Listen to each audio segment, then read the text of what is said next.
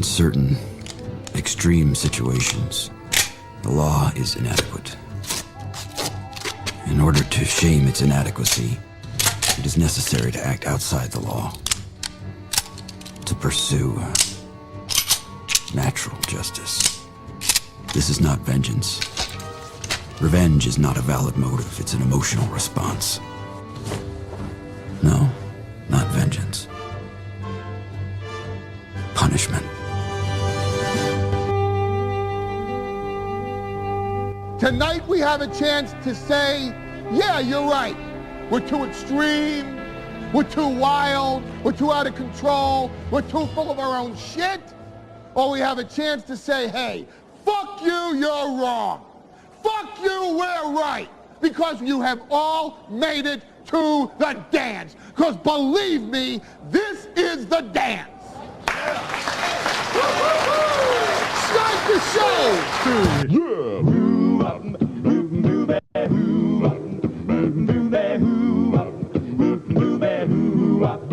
Well, she sneaks around the world from Vegas to Carolina. She's a sticky-fingered filcher from Berlin down to Belize. She'll take you for a ride on a boat to China. Tell me where in the world is Carmen Sandiego? Steal their soul in South Korea. Make their naughty cook my uncle from the Red Sea to Greenland. Feel they singing the blues. Well, they never Arkansas. Still, we come from a jungle. Tell me where in the world is Carmen Sandiego? She go from Nashville. I'm really sorry, guys. I had to hear this. This is immersion therapy. We played this morning, and it's been in my fucking head all day. Till you've ever been in a room with lawyers and a judge, and you're just thinking, where in the world I can't help it. Tell me where in the world is Carmen Sandiego? I really, dude, I have to see if Amazon has this. I'm sorry. Amsterdam, Mali, to Bali, Ohio, Ah, wait a minute. Oh shit! Get out of here. Oh my God! You know what? We gotta get the phone hooked up to the board here, guys. I know it doesn't sound like it because of how this show has started. I have a really good one for you tonight.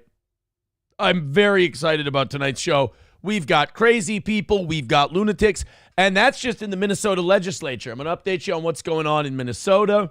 I got Megyn Kelly, Ann Coulter, and Lauren Sanchez in a cat fight. That's fun. And I owe you guys a thank you at the top of the show here. We're going to get to all of it in just a little bit, but I wanted to announce that indeed Amazon does have the Carmen Sandiego theme song. Well, she sneaks around the world from Kiev to Carolina. She's a sticky-fingered filcher from Berlin down to Belize. Correct me if I'm wrong. Are they saying sticky-fingered felcher? They wrote a song about me.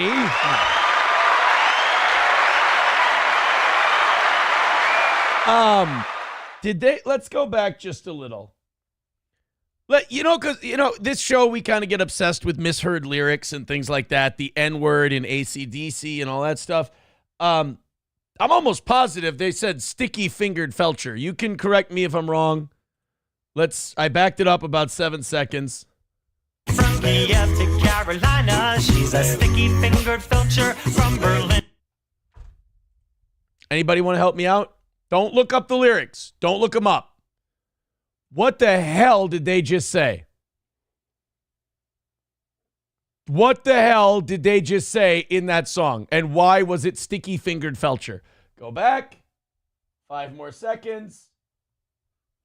Well, she sneaks around the world from Kiev to Carolina. She's a sticky-fingered filcher from Berlin down to Belize.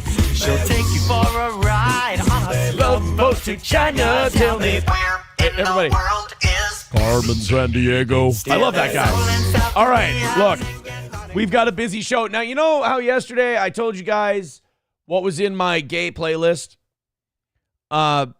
Triple N says, glad you can finally admit your felchery. Here's what I'll say on the felchery. Does it really matter if I go, oh, yeah, totally? Or if I go, no, absolutely not? Would it change your opinion? Of course not. Does it make a difference one way or the other? I mean, for a guy who's been called gay his entire career by his own audience and people who love him,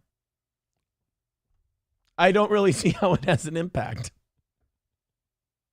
My audience gets more upset when I insist that I'm a heterosexual. I have a girlfriend. We went out on a date. Shut up, fag! It's a different vibe around here, you know? I don't know what shows you're used to watching. Probably ones that are really serious and they're, we're going to get these people. We're the fuck around gang. We hit banks. We're the fuck around gang. What am I supposed to tell you? Brett Mack says, holy shit, how'd you know I was going to make a gay joke? Telepathy.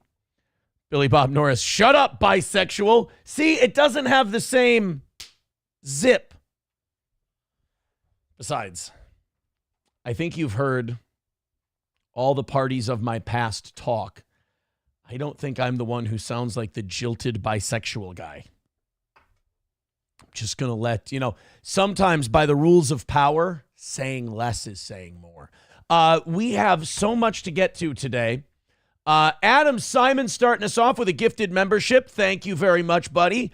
MN Vikings with $9.99 says, starting it off, by the way, you still owe me show recommendations. Hit the goal. Thanks for the 10. And in my club, I will splash the pot whenever the fuck I please. 140 is the number for tonight. I want to thank this audience for their generosity. You guys are incredible. You guys are a very generous bunch on and off air. You guys never stop your support of the toe. This morning was great. And we did start our new thing. Okay, that got me. I got to make sure I get to that one. That was funny. Okay. Pakistan's back in my top 10. Not of fucked people. That he can sit by his phone right now with the satisfaction that he definitely threw me off from whatever the fuck I was about to say. Oh yeah, we started the new rule that if we go over in the morning, it goes to the morning. So the morning's $80 over, but you guys have been great. And, I do kind of a quarterly check of where things are at. And even with the $100 miss lesson, I had this weird thing where I'm like, I'm really oddly calm and cool about not hitting this goal tonight. I went and checked. We're good. And into tonight's show, I went, we don't need a $200 goal tonight. So I dropped her down to 150 and we can knock her out because we got a lot of fun stuff to do. And who needs to be greedy? Assistant coach Pakistan says, what ring do you want me in, boss? You're a little late. I went in today. I promised myself I wasn't going to sauna before sparring because that's not really good. It's bad for the legs. But I did 3 heavy bag rounds for warm-up with the planking in between and then went in the ring and felt really, really sharp. Things are coming together. I did a round working southpaw. I wanted to work on it. One of the guys, we had a rotation of 3 today.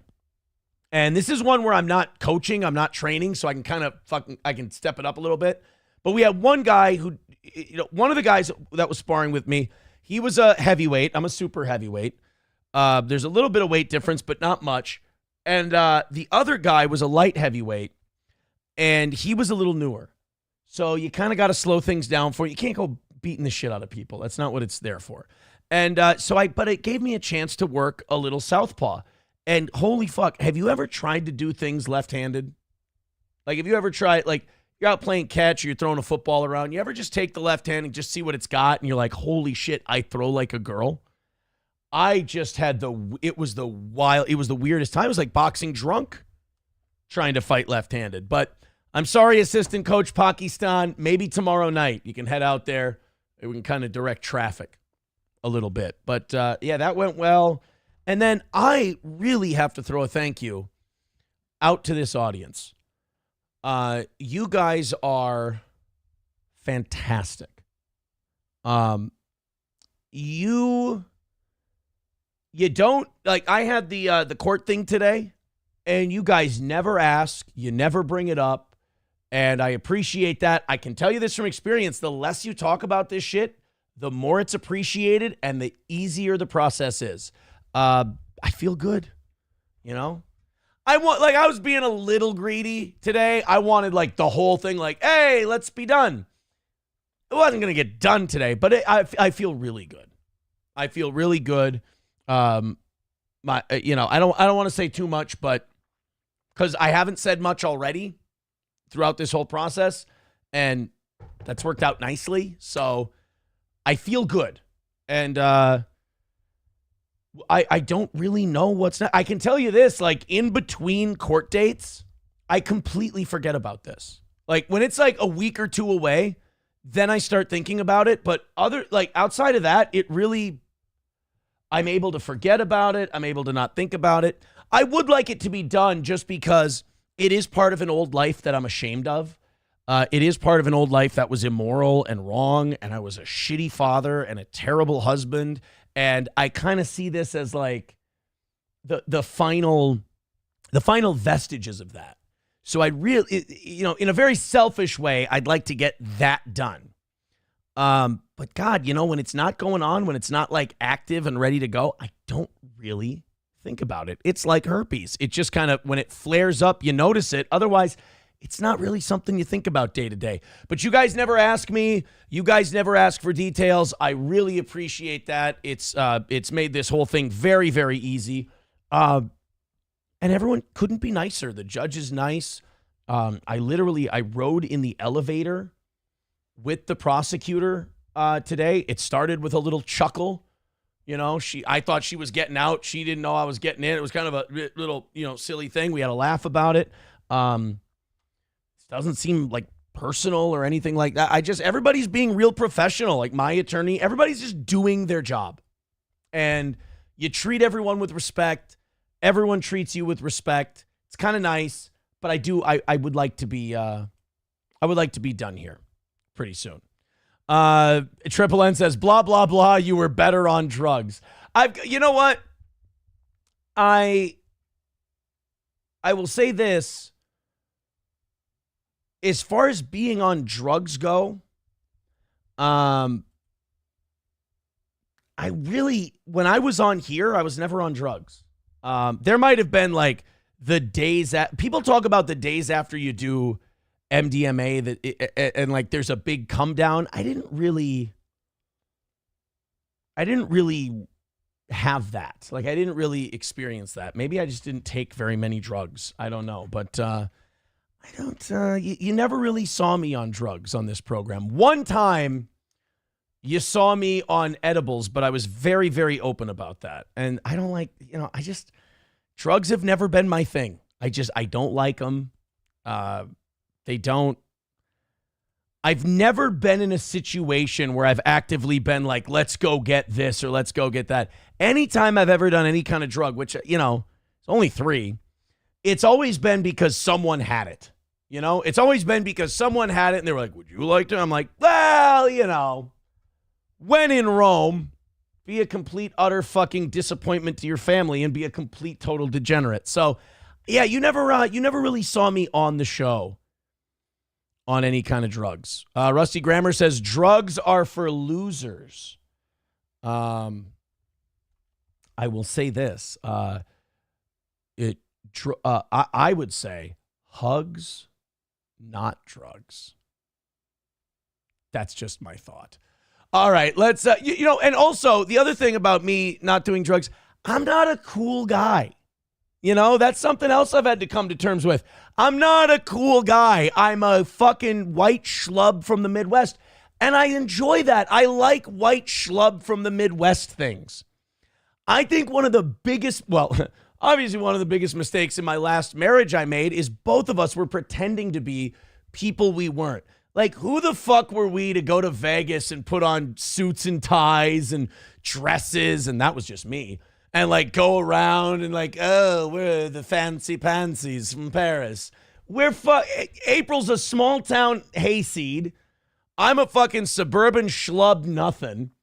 You know how much fun you can have being a white suburban schlub nothing? A fuckload of fun. You know how much fun you can be being a shit-kicking hayseed? A lot of fun. You know how you lose yourself? You act like a fucking douche. You pretend to be somebody you're not. That's a fact jack, as they like to say over on MLC. Helgi says Aaron replaced his drug addiction with queso and butter. I never, ever once in my life quit queso and butter. Thank you very much. Sam Show says, or just do some cocaine. No, I'm not cocaine guy. You know, I think the term we used to use was Menard's dad. I am my environment. I am who I grew up. I like that shit. I enjoy it. You know, and I don't know her anymore. But hopefully April's gotten back to who she is, and she admits, look, I'm a fucking shit-kicking hick. I'm a camo and deer hunter gal. I'm not a fancy-pantsy cocaine and dresses and swinging and all this shit. When you lose yourself, you crash and burn hard. So don't lose yourself. Sam Show says, if only Menard sold cocaine. First and 15 says, alcohol is a drug and you drink all the time. No, I don't. I have to. I hate to disappoint you. God, I'm probably not even once every other week anymore in terms of drinking. Triple N says back to the fucking wheat field. Yes, Helgi, 15% rebate. No, not 50. You don't know Menards for shit, homeboy. 11% rebate. Check your shit, my man. Check your shit. Assistant coach Pakistan with $1.99. Thank you, buddy, but you know what you're doing. You were up in my top 10. MN Vikings with $1.99 says, how many times was April high on the show? I don't know. You guys would probably know that better than me.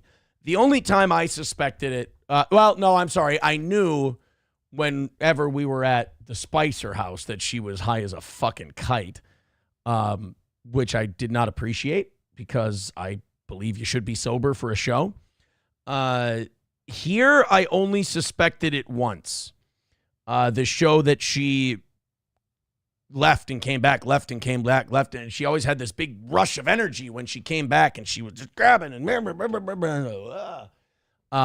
that was the only time I suspected it here, but it was probably more than that. I'm pretty oblivious to that shit. Like I said, I'm a fucking white schlub from the Midwest who likes, you know what I like? Renaissance fairs. I like, you know what else I like? I like sitting on my ass and watching football. I like golf.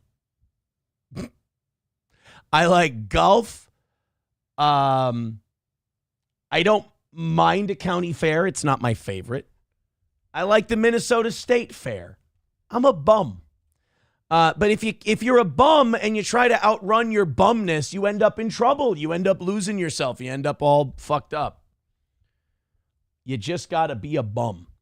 Buffalo Jockey with $1 says, you're Stearns County white trash. At least you finally accepted it and owned it. Well, look, I think that I'm Ramsey County white trash, but oh well. Professor Tie-Dye says, did you see Brian Johnson isn't just taking blood from his son, but sharing nighttime boner data? What the fuck? Oh, by the way, MN Vikings wanted some advice on shows to watch. I wanted to get to that because we got a lot of stories to get to tonight. I just started showing SP Mad Men, one of my favorite shows of all time. We got through the first episode last night. She liked it. She really did like it. So Mad Men could be a thing. If you haven't watched Mad Men, I highly recommend it. Great writing, great storytelling. Breaking Bad and Better Call Saul, obviously, if you haven't seen it. Otherwise, fuck off and leave me alone. I've given you a lot of good shit. Billy Bob Norris says, for my money, there were a couple times you looked worse for wear, but never high. Probably tired from tasting, No, not. There were some times where I just plain didn't get any fucking sleep, Just stayed up late doing, not drugs, not drinking, because I don't like drinking nights before the show. But just other extracurriculars that kept me up way too fucking late, and I had to get up way too fucking early, and I was ragged. That's when I started drinking Celsius, was that time, because I just needed something that would boost me through the roof. April would do cocaine at 4 a.m. when we'd leave, and I would have Celsius at the local gas station. We look, just different strokes. That's all. Chad Buzamak says, what about when M was calling out the known drug use and you lied about it and yelled, this drug shit ends now? Yeah, you ever with someone and you defend them? I believe they call it enabling. Yeah, I'm not proud of that, but I'm not going to run from it either. Yeah, I lied to cover up for my partner's drug.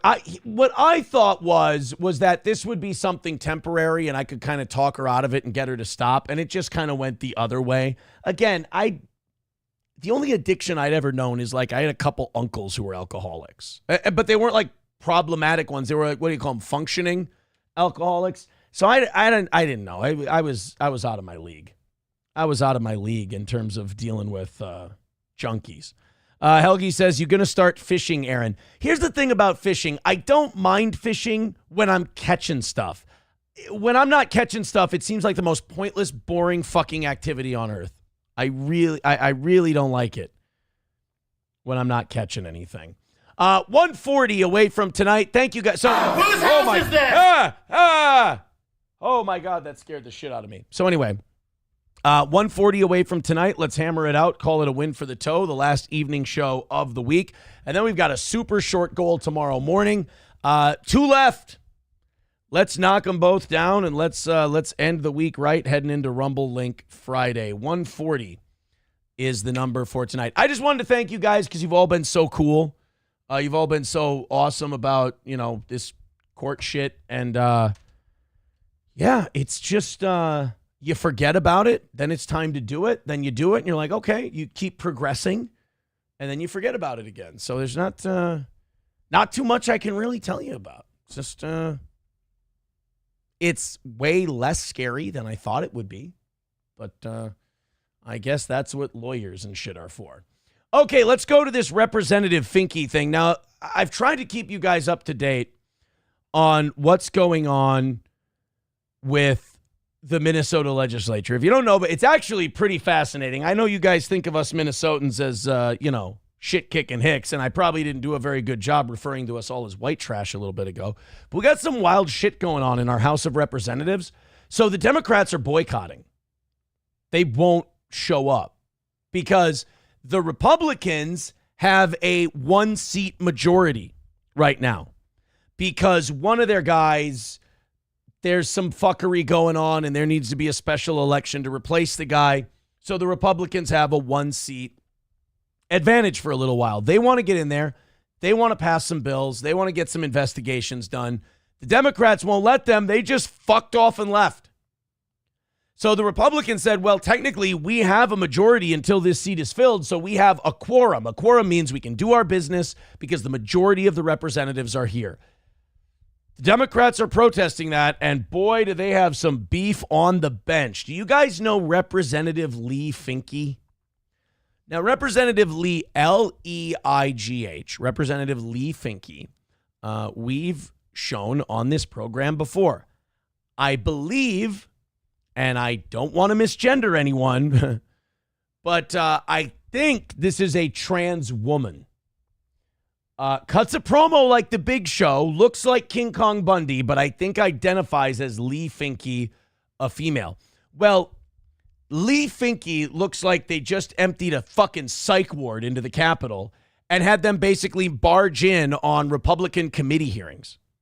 So these small little committees get together in these little meeting rooms at the Capitol every day, and Leigh Finke charges in with what looks like a group of people who just took all their health meds, all their psych meds for the day, and started screaming and yelling at the Republicans, cutting a promo. I mean, part of it looks part WWE and it looks part Chris Farley sketch from Saturday Night Live. This is Representative Leigh Finke with a bullhorn screaming at Republicans who are, oddly enough, trying to fucking work, trying to get shit done. And Leigh Finke shows up kind of in insurrectionist style, like grabbed all these people and said, let's go into the Capitol and disrupt. This seems a little insurrection-y. And the reason I say it looks like they all just took their psych meds is we've got masks and it's 2025. I mean, we're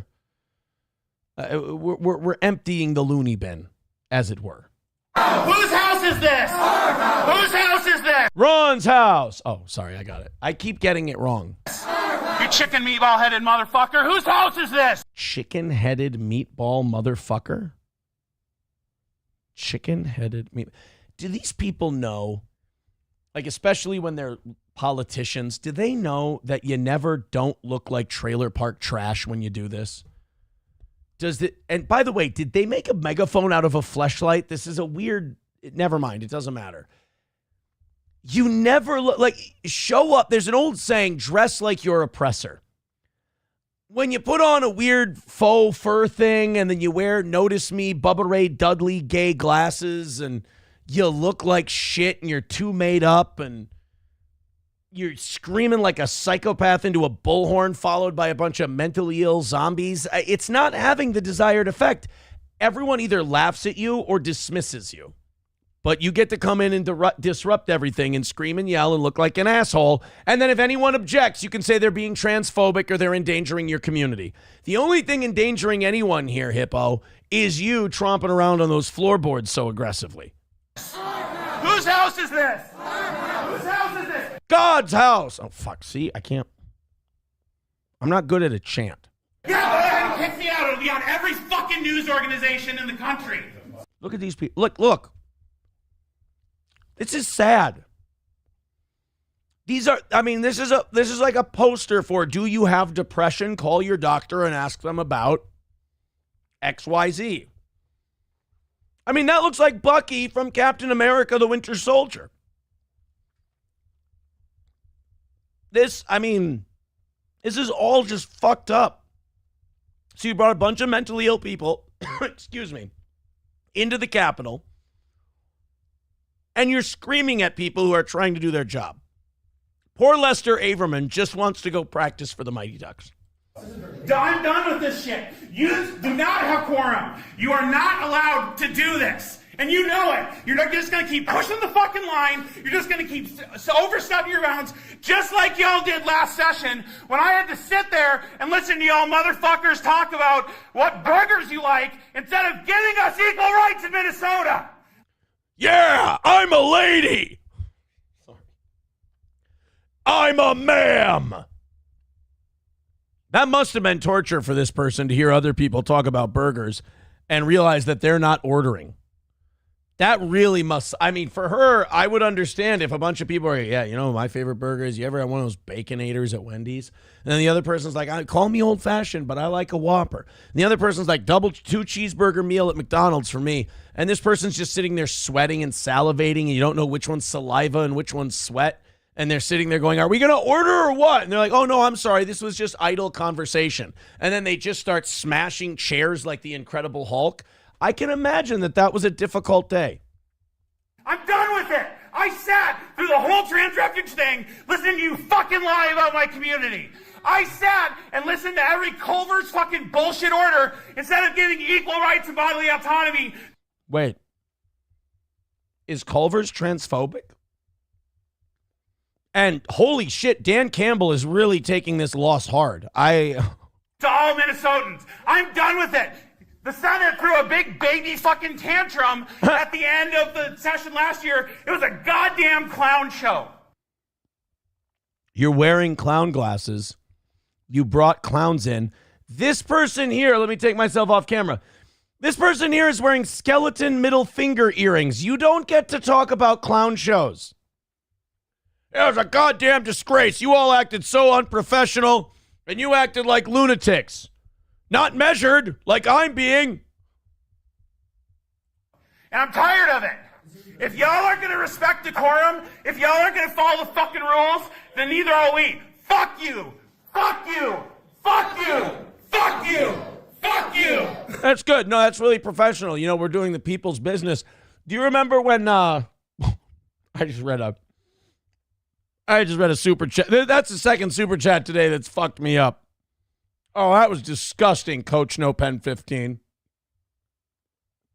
That was problematic, as the kids say.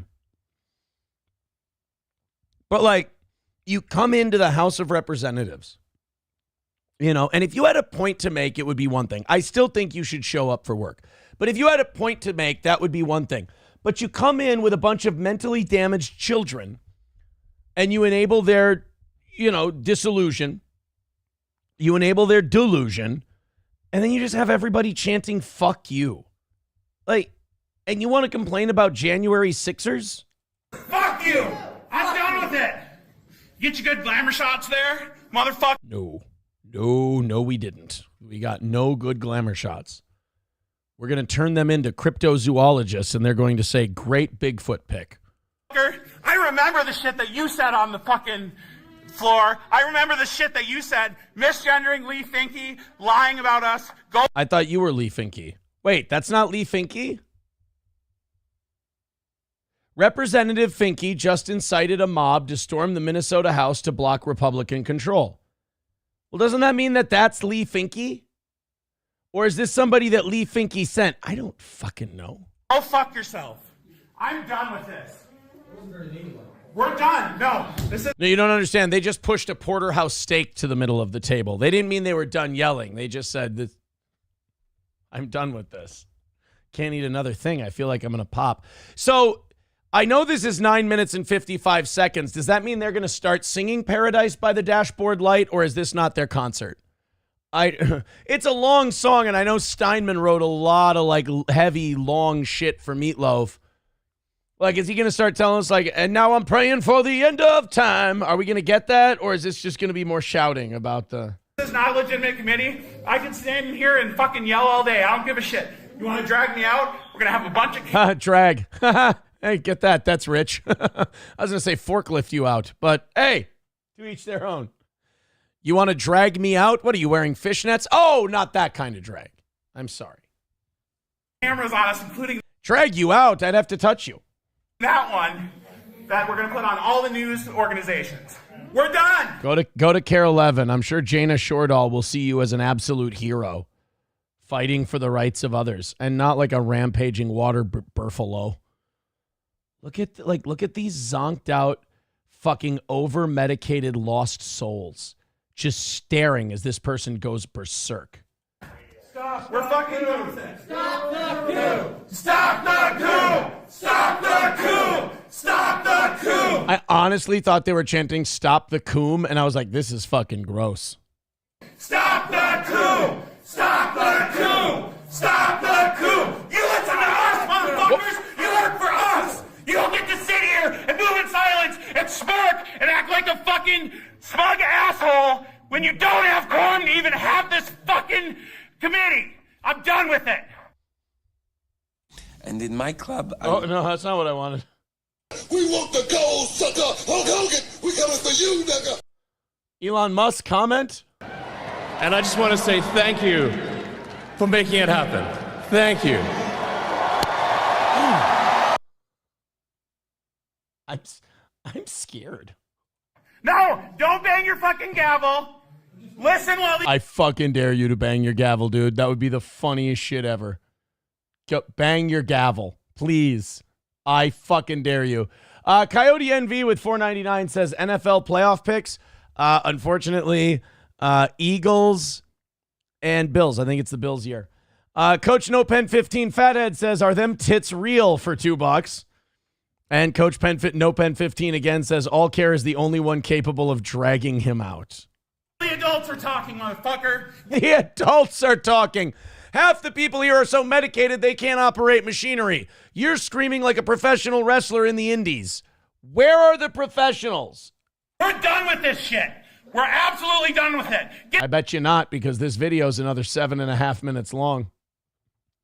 Loaded Wrench with $2 says KB should have it. Oh, I don't have the fucking balls. Get the fuck out of here. Here, how about this? Wow. Do not clip that. Come back when there's actual committees, when you actually have quorum, when you actually have a power sharing agreement. This is fucking. You know what would be adorable is if all of their phones, like their alarms went off at the same time to remind them to take their medications. Fucking bullshit, and you know it. You do not have a right to be here. We do. Shit. This is our fucking house. Whose house? I don't know. This guy right here. Whose house? Oh no, I don't even like really fucking care or anything. You're not my dad. I can't hear you. Speak up. Use your big boy voice, motherfucker. Like you? What? What? I can't hear you. Exactly. Okay, that's fucking immature as hell. I like that. So Representative Leigh Finke led these people into this room and just turned them loose. Yeah, you're right. This totally isn't an insurrection. This is fine to do. Exactly. Shut the fuck up. You're not supposed to be here. Oh, my God. You make fun of Patrick Melton's facial sores one time and he just loses his fucking mind. Good God. This is our fucking house. We are the citizens. No, you know what? Oh, Patrick would just be making this rant in a Waffle House. That would be the only. Not taking. What do you mean you're out of chocolate chips? Play a clip of you being out of chocolate chips. I'm making you feel I'm not having a meltdown. Our rights away from us. You're not fucking moving in silence. You're not coming and having your fake little fucking meetings. Are you jealous that some of them can move in silence? That tiptoeing fucking wreaks havoc on your arches? Do you hate it when they play Walk of the Baby Elephant when you start entering the room? Do you ever? I mean, I'm just asking. I wonder if I could get this person on the show. Do you think that, let's see, when you walk into a room, do you ever get this?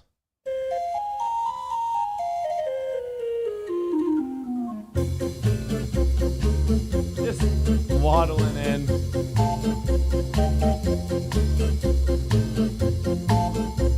Just. Let's see how it looks. Let's just see how it looks from here. We're done. I have to sit here and watch all you motherfuckers, including you, talk shit about my fucking community. All this fucking trickster literally argue in the House committee meeting. Wait, I have a better idea. I have a better idea.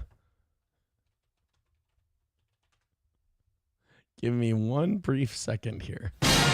Just. My zippers bust, my buckles break. I'm too much man for you to take. That we should deserve to fucking die if we have sex with a man and he doesn't know we're trans.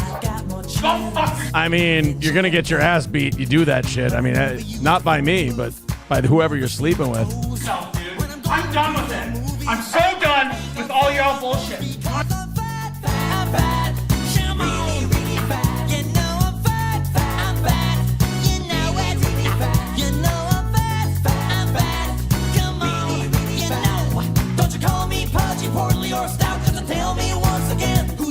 Want to drag me out? Be my fucking guest. Come get me. But it's gonna be on the news. Everyone's gonna know what the fuck y'all are up to. And we're done with it. Whose house is it? Whose house is it?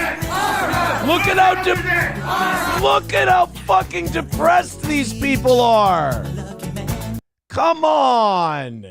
This isn't fun anymore. Coyote NV with $4.99 says, is that crazy cabbie? MN Viking says, who let the whale out of SeaWorld? That's nonsense. They couldn't survive underwater. Or out of the water, I mean. You know, that's kind of a weird take they had. They're like, yeah, last session, you guys tried, what was it? You guys tried to make it illegal. You tried to have us arrested if we had sex with a man and we didn't tell them they were trans first. I mean, okay, let's say that isn't a crime, which I don't know. Let's say it isn't a crime. It's an asshole move. Well, depending on which parts you told them you had. But I mean, it's a really shitty thing to do to somebody, to have sex with them and not tell them like, hey, you know the thing you think I am? I mean, parts-wise, I'm not all that. That would be a nice courtesy. Because otherwise, what you're complaining is you're like, why won't you let me trick people? Why won't you let a guy think that I have a vagina when I have a cock? That's racist. Like that. It's kind of a shitty way to be. I'm starting to think, and feel free to correct me on this, I'm starting to think that maybe some of the people in this community might be a little unhinged and selfish. Thank you to Oz for $10. A&P Production dropping 10 on the toe. Thank you, buddy. And in my club, I will splash the pot whenever the fuck I please. Thank you very much for that. That puts us 120 away from tonight. Hey, guys, I can do it up. Finish it off. 120 away. Let's do this thing. Streamlabs, PayPal, Venmo, Super Chats. I just have one question for you. Carolina, she's a sticky-fingered Felcher from Berlin. I still hear Felcher.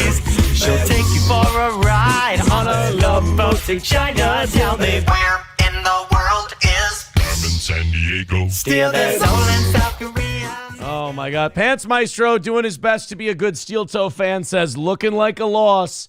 Everybody knows they have to play the heel at some point. You know, we were going through how gay my playlists were. And someone said that for Rumble Friday today, every link should be someone getting to pick one of the playlists and making me hit shuffle. I don't hate that idea. I don't hate the idea. Oh, by the way, all of tonight's show is going to have to be muted. I mean, there's no way they're going to allow us to get away with this. You want to, here, we can go to my song history. These are the songs I've been playing lately. And we can just hit a shuffle here real quick.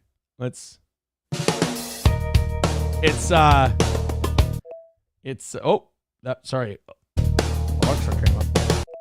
No, shut up. Now I said Alexa, and Alexa came back. Shut up, Alexa. So don't say Alexa while we're trying to do this. Not you.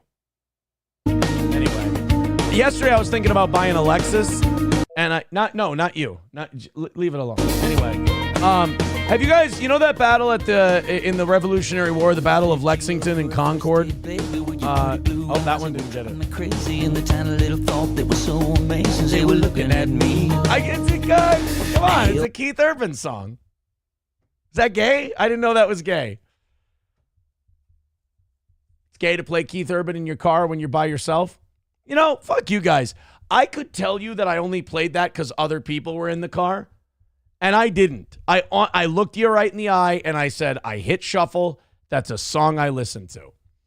McBuster says, even Alexa told you to fuck off. Well, here, come on. I'm sure there's a better one. If we go to my next song, I'm sure it's way more masculine.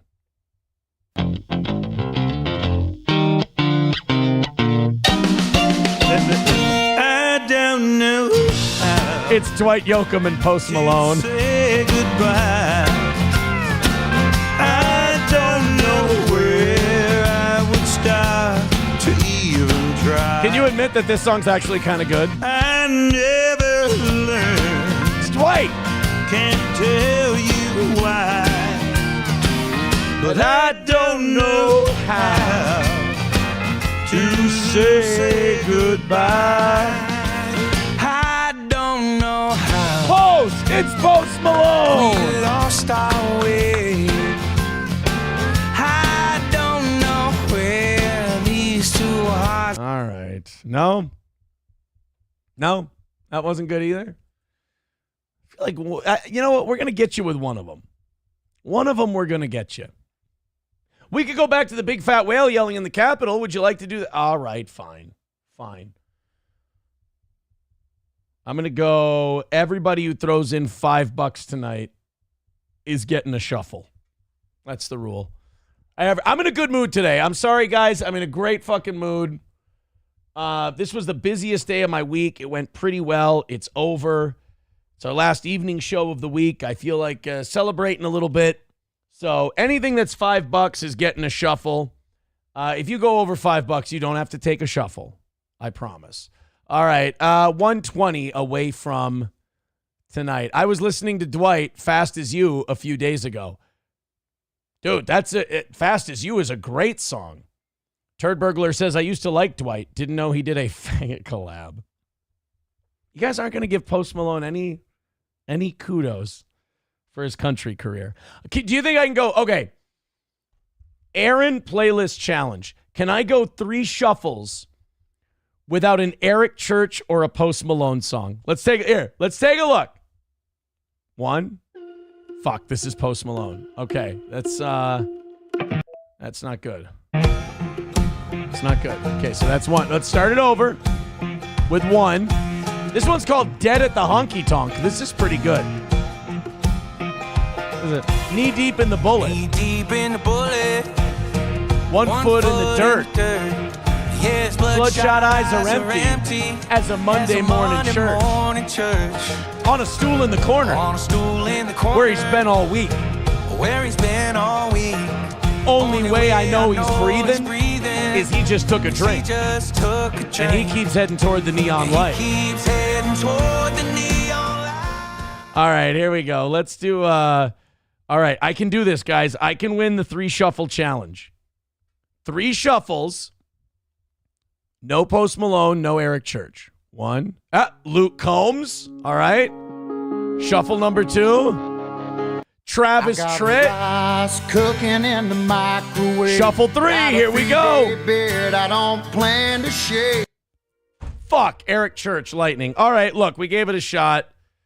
I'm pissing off Chad Buzamok and Pants Maestro and all the half and half steel toe fans. I don't mean racially. I have no idea.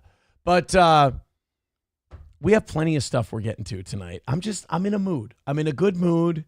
So I'm bouncing around. I'm a little ADHD at the moment. I'm sorry. Forgive me.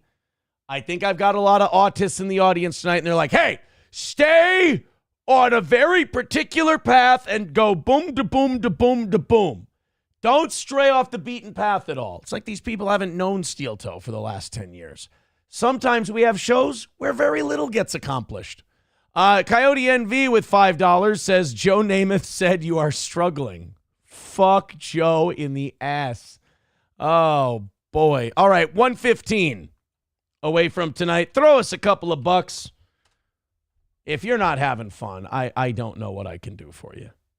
Pants Maestro says, I'm Italian, so that actually tracks. See, it's no fun with Pants Maestro because he just totally admits when it's him. It's no fun when the guy just... Now I know how people feel when I take their trolling and I go, what are you going to do? Now I know why they all melt down and do 5-hour shows about me. It's fucking infuriating when I feel like, yeah, I really got this Pants Maestro. And he goes, that tracks. Fuck. All right, we got some Donnie. We got some Donnie T. I don't think he's right on this one. I don't think he can do what he's talking about. Donald Trump seems to think that he can still investigate and maybe charge Joe Biden with something connected to Burisma. Remember, he pardoned Hunter for 11 years. He pardoned his family, gave him all free and clear pardons. All the people who got rich from this Burisma thing and Biden's crooked international deals, they received a pardon. Joe Biden did not pardon himself.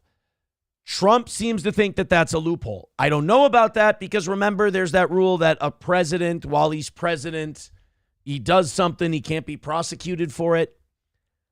I guess you could make the argument that a lot of the Burisma stuff happened when Joe was vice president and maybe even a senator. You could maybe try to see if you could make that stick because what did he pardoned Biden, or he pardoned his son backdated to like 2011, right? And he didn't become president until 2021. So there's a 10-year window in there that maybe you can find something. But this is what Donald had to say about the Biden pardons. I went around giving everybody pardons. And you know, the funny thing, maybe the sad thing, is he didn't give himself a pardon. And if you look at it, it all had to do with him. I mean, it's an interesting idea. But again, the president already had a lot of protections.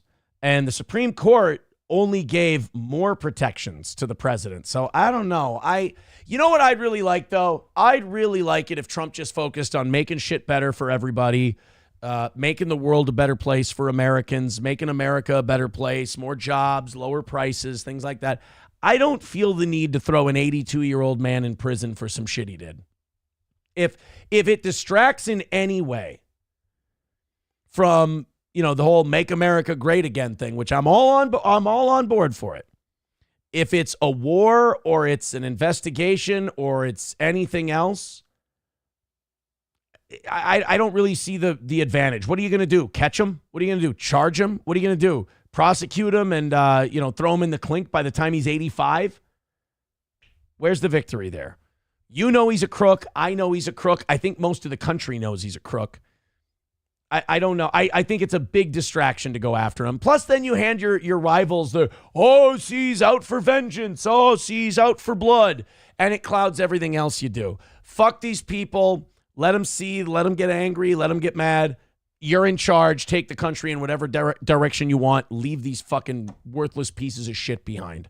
Coyote NV with $4.99 says Biden pardoned tonight's toe. You can't pardon that playlist, according to some people. That is not a pardonable playlist. He should just subpoena Joe, says Turd Burglar, to testify against Hillary for something, and the problem will take care of himself. Taste Fairy says, let's not get into the habit of trying to jail the former president. That's Banana Republic shit. And I know that Trump's not really big on, the high road, obviously. But I think it does look better that they spent 4 years trying to throw you in jail and then you get in there and you take no retribution whatsoever. I think that's kind of a rad concept. Skeezy Whitefish says he should still have it investigated and release the findings to the public. Well, that is something. That is something. I agree with McBuster. Did he close the borders? Is the Ukraine war over? We got bigger fish to fry. Trump should pardon Biden as a troll move. Guilty people don't need pardons. I love that. Does anyone else fucking love that idea? Pardon Joe Biden. That would be a hilarious troll move. Bigot on Socialist Media said, I think Donnie gave Putin 90 days to finish up in Ukraine. We have a Ukraine story tonight that Matthew Q sent me $2 and said, you got to talk about this story. Did you know Russia's been launching motorcycle attacks, these crazy motorcycle attacks against Ukrainian entrenched positions? And it's fucking nuts. It's not going well, but it's something that you wouldn't think anybody would ever try. Skeezy Whitefish says, why are you and so many others afraid of what the crazy people might say about you? Who, me? Oh, I relish in it. I relish in the idea of these psychos losing their minds and doing 5 hour. I know there's this one, and I call them postmenopausal ladies, and they don't like it. It trips them out. I apologize. If they would stop, shrieking and being shrill like a couple of harpies, I wouldn't have to call it as I see it. But they'll do a show to 800 total views. And it'll be all about how much of a bastard they think I am. I'm like, come on, if you can't crack 1,000 talking about me, I should almost sue you. I want bigger numbers, goddammit. If you're failing that hard and you're talking about me, you're hurting my brand. Come on. 2K views or you're not qualified to be talking about the toe. Skeezy Whitefish says, that's a stupid argument. If you commit the crime, you should face the consequences like any other peasant. You don't know. That's a nice fairy tale, but, we live in the real world, and the peasants will always be treated one way and the wealthy another. Sam Show says, you called them postmenopausal women, and then they prove it? I mean, pretty much, yeah. You call them shrill harpies, and they go, you can't call us shrill harpies. And I just sit back and go, see? What am I supposed to? I mean, calling them shrill harpies, I didn't know it was a surprise to them. That's like, telling my buddy Quadfather that you ain't got no legs. I mean, it's not like he's going to argue with me.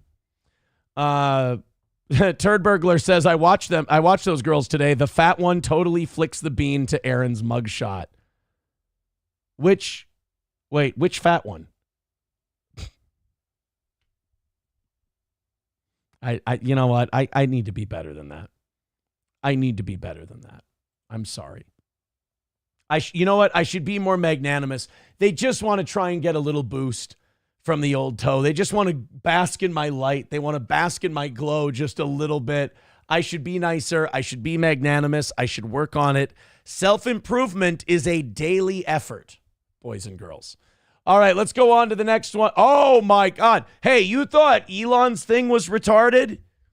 You thought the Elon Musk, like, this our $50 super chat thing? And I just want to say thank you for making it happen. Thank you. Like, you thought that was bad.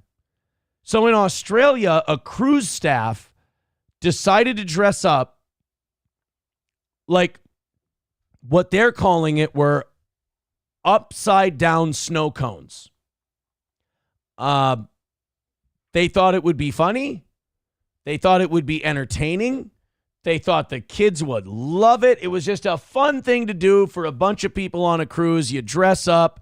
You're an upside down snow cone. Why the hell not? Guess what it ended up looking like? Well, it ended up looking a little something like this. I don't know what happened. Housekeeping.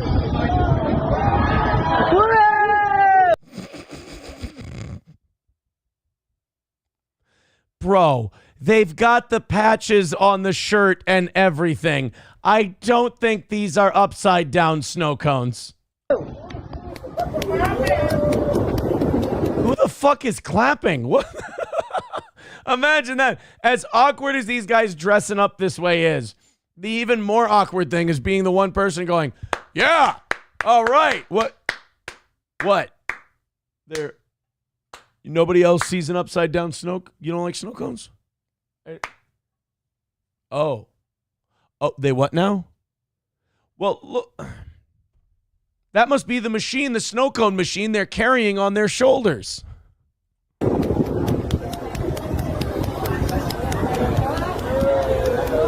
Oh my God, that kid's high-fiving them all. So that happened on a cruise, and everyone's just supposed to go back and forget about it. Now, the cruise company says that the housekeeping crew had no idea what they looked like when they chose to dress up as upside-down snow cones for the event during a Pacific Explorer voyage from Melbourne to Hobart in December. We regret if a recent incident on a Pacific Explorer cruise offended any guests, a P&O Cruises Australia spokesperson said. Several crew members dressed up as snow cones for a family Christmas event, not understanding how their costumes could be misconstrued. You couldn't, like, we didn't stop to look in a mirror. You just went, nah, this checks out. This is totally fine. Don't worry about it. Oh, no. Someone says snow cones are usually colorful. That's my thing. Like, shouldn't you have like some blue on your feet or some red or like, how many white snow cones you looking at? Jesus. Boomer Bob Show says ads for cruises lately is all DEI actors. Don't entice me to buy a ticket. No, guys, I don't think that was an advertisement to get you guys to go on cruises. I think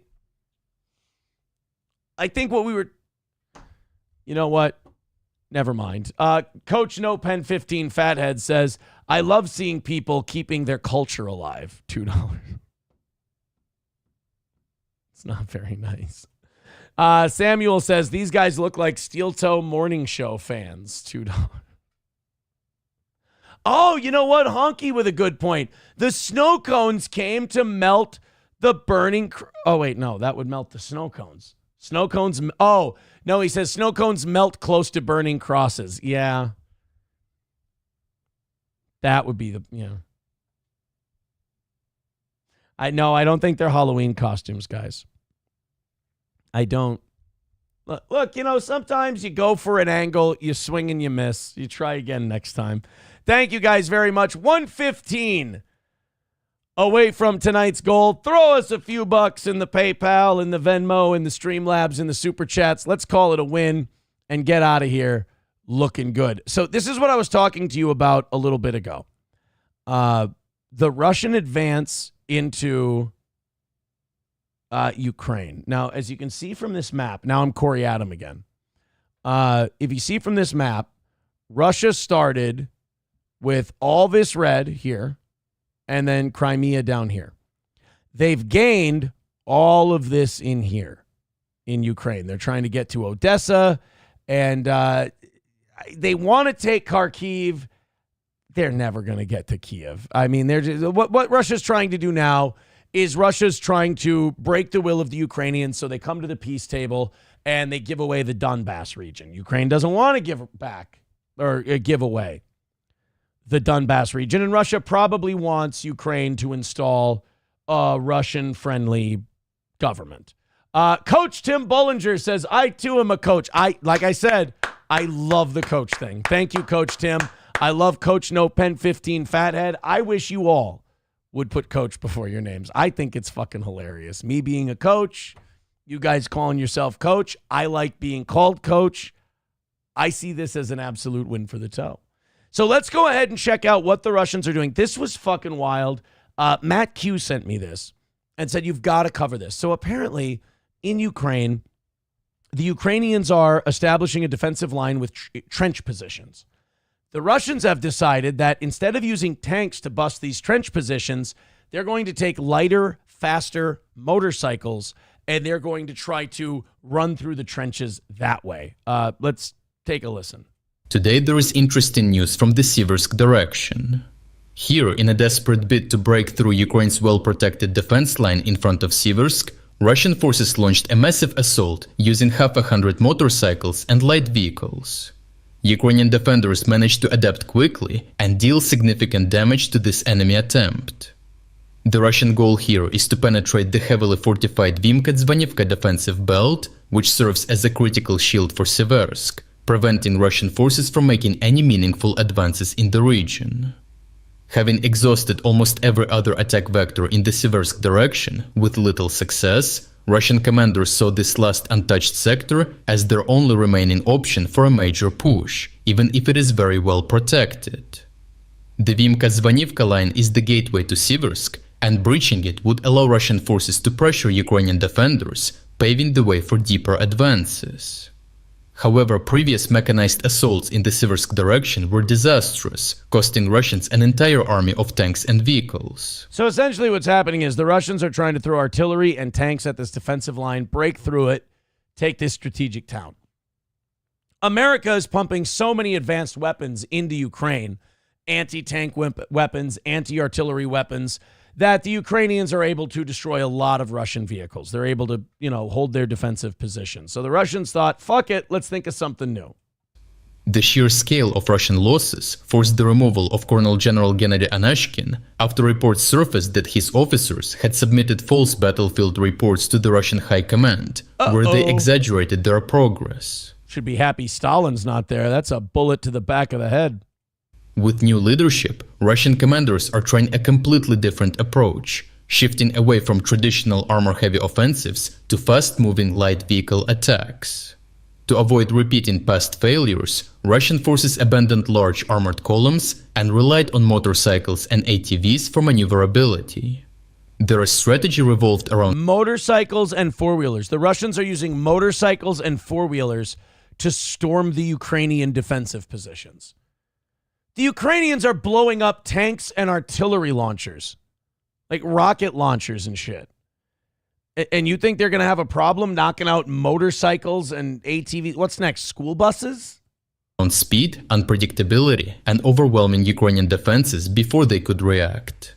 By launching rapid successive assaults, Russian troops hope to bypass Ukraine's artillery kill zones and force a breakthrough. The motorcycle's ability to navigate rough terrain and evade FPV drone strikes also played into their tactical planning. Russia's logistics in the So how'd it go? sector remained relatively efficient, enabling a steady flow of reinforcements and allowing them to sustain high-tempo assaults, giving Ukrainians very little time to detect them. However, the almost total absence of armored protection proved to be a crucial weakness. Right. I mean, you got a bunch of guys wearing bulletproof vests and helmets on crotch rockets. Like, how is that not just being a sitting duck for the enemy? Once the attack was detected, Ukrainian forces swiftly exploited these vulnerabilities. The lightly armored vehicles offered no defense, leaving Russian troops completely exposed to drone strikes, artillery fire, and machine guns. Right. It's like a suicide charge in World War I. You're just marching into no man's land, running as fast as you can, and they're just mowing you down with machine. This is stupid. No wonder. I was always wondering, like, are our weapons that good that they can hold the Russians off for this long? In the long Russian military history, they've had one really big problem. They're fucking stupid. Like, Russia has been bailed out by their sheer numbers so many times, or their enemy fucking up. Like against Napoleon, Russia was getting their ass kicked all the way back to Moscow, but they just kept pulling back. Then winter hit, and Napoleon went, well, fuck me, and he had to retreat because it was too cold. Hitler kicking the shit out of the Soviet Union. Then it got really cold and his tanks stalled. Despite their speed and maneuverability, the Russian assault was swiftly intercepted. Ukrainian defenders from the 10th Mountain Assault Brigade Edelweiss maintained constant drone surveillance despite the previous low intensity of combat engagements, enabling an almost immediate response. The hilly terrain with tree lines provided some advantage to the Russians, allowing Ukrainian forces to efficiently target them as they crested the hill. Geolocated footage from the Ukrainian drone operators showcases how early the Russian group was detected, just as they were gathering to start their assault. Look at that, you're sitting ducks. If that drone's got one little Hellfire missile on it, good night. There were also several armored vehicles present. By the way, how about the fact, are we just going to let it go that the Ukrainians have units called Edelweiss? And it kind of looks like Nazi shit? Like, is this the Azov battalion? I don't know how much some of you know about this Ukraine war, but like 1/3 of the Ukrainian military are Nazis. Not like Elon Musk did a weird hand gesture Nazis, like Nazis, like they have swastikas on their helmet. When we started giving Ukraine money for the war, we told them, hey, you're taking our money. Do you mind taking the swastikas off your helmets and uniforms? And the Azov battalion says, yeah, we do mind. And we said, okay. They went, will you give us the money anyway? And they're like, yeah, I guess. So just remember, when Biden calls Trump Hitler, I think he means it as a compliment because he's been giving Nazis hundreds of billions of dollars. What the fuck does Edelweiss mean in Ukrainian? And what is this stormtroopery looking seal that they have? Not only to provide fire support and carry additional infantry on board, but also to divert Ukrainian fire away from the main group with motorcycles. These BMP-2 became the first target of Ukrainian FPV drones and were finished off immediately, allowing the Ukrainians to focus on the motorcycles much earlier than expected. Interestingly, Ukrainian forces also effectively jammed Russian drones with electronic warfare, bringing down almost 20 Russian strike and reconnaissance FPVs. Damn, that's cool. I wonder who gave them that. I wonder how many working class people could have had groceries for that cool radar jammer thingy they got. So yeah, the Russians launched a 50-bike, 100-man assault. Ew, which means they were like riding like nuts to butts on the motorcycle. That's kind of, so the Russians are gay now too. And the Ukrainians wiped them all out, no survivors. There's one attack that had 100 attackers, 50 bikes, nobody made it out. Not the best idea. Coyote with $4.99 says Obama gave away Crimea. Well, I mean, in fairness, I don't think he was willing to go to war with Russia over it. Buffalo Jockey with $1 says Russia has always had the strategy of just throwing bodies at conflicts, almost like they don't value human life very much. Just a little bit, right? Who's the best officer? This is an old joke. Who's the best officer in the Russian army? Who's the best Russian officer of all time in the army? Go ahead. They got lots of them. They got Gorgy Zhukov. They've got Field Marshal Konyev. They've got General Bargrashin. They've got all kinds of them. But who's the best of all time? The best general McBuster says Zhukov. Yankee says General Vodka. No. Taste Fairy Alto, not Yakov Smirnov. He was not. I don't believe he served in the military.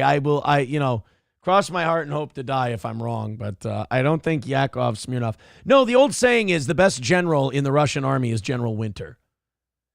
Like, everybody kicks the living shit out of the Russians until the cold hits, and then everybody just freezes to death. Brutal. McBuster says Melton was sniping Chad, and it was fun watching him get triggered when Chad called him a pedo. I don't understand why he does that. Like, he's too thin-skinned for it, and he, like, flies off the handle whenever anyone accurately depicts him. Like, even if they do it calmly. Like, he's done it with me a million times. I'll sue that guy. And he cries and whines. And then I guess his new thing is he thinks he makes other people feel. Yes, he does. He makes other people feel like he might be a pedophile. That would be what he makes. But he's the most sensitive guy out there. He's the most feeling guy out there. Ooh, that is a man full of projection.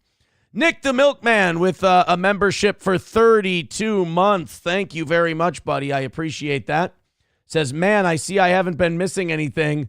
Not watching live. Low energy for sure. Low energy? I was yelling at a pig for the first half an hour. Nick the Milkman. Which, by the way, guys, 110 away from tonight. Thank you guys very, very much for your contributions. We got about 50 minutes left. Let's knock out that $100 or so. Call it a win. No, the best generals in the Russian military, Taste Fairy, are not Moose and Squirrel. It's not Moose and Squirrel. I don't think that's one of the. You can't change their mind.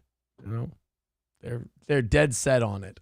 Let's go to our next one. We've got. This was actually. I think I was supposed to do this one before Matthew Q gave me $2 to do the Russian one.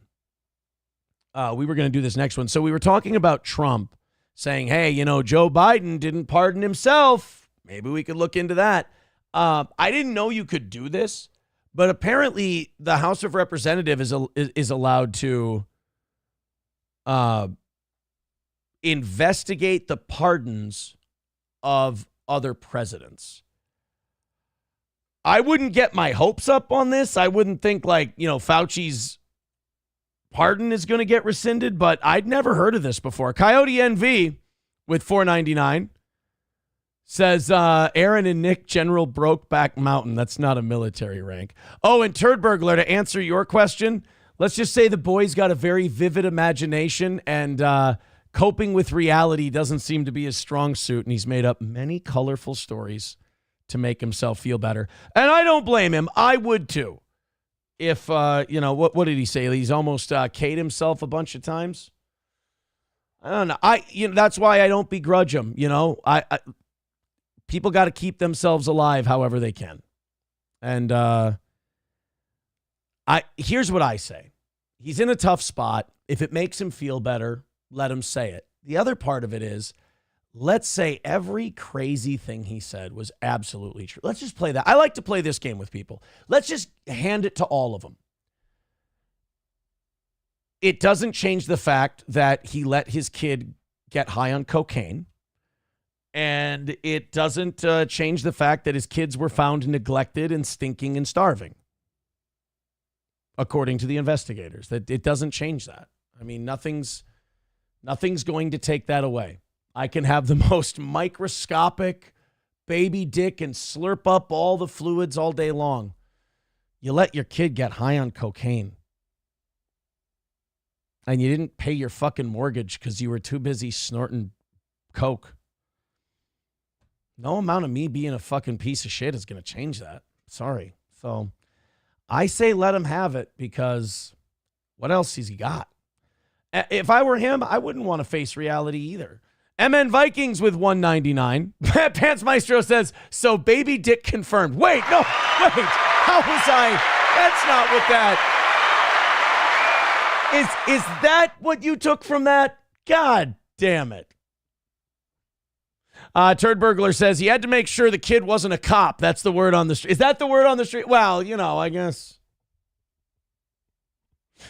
You guys, some of you are fucking mean. Some of you are fucking mean.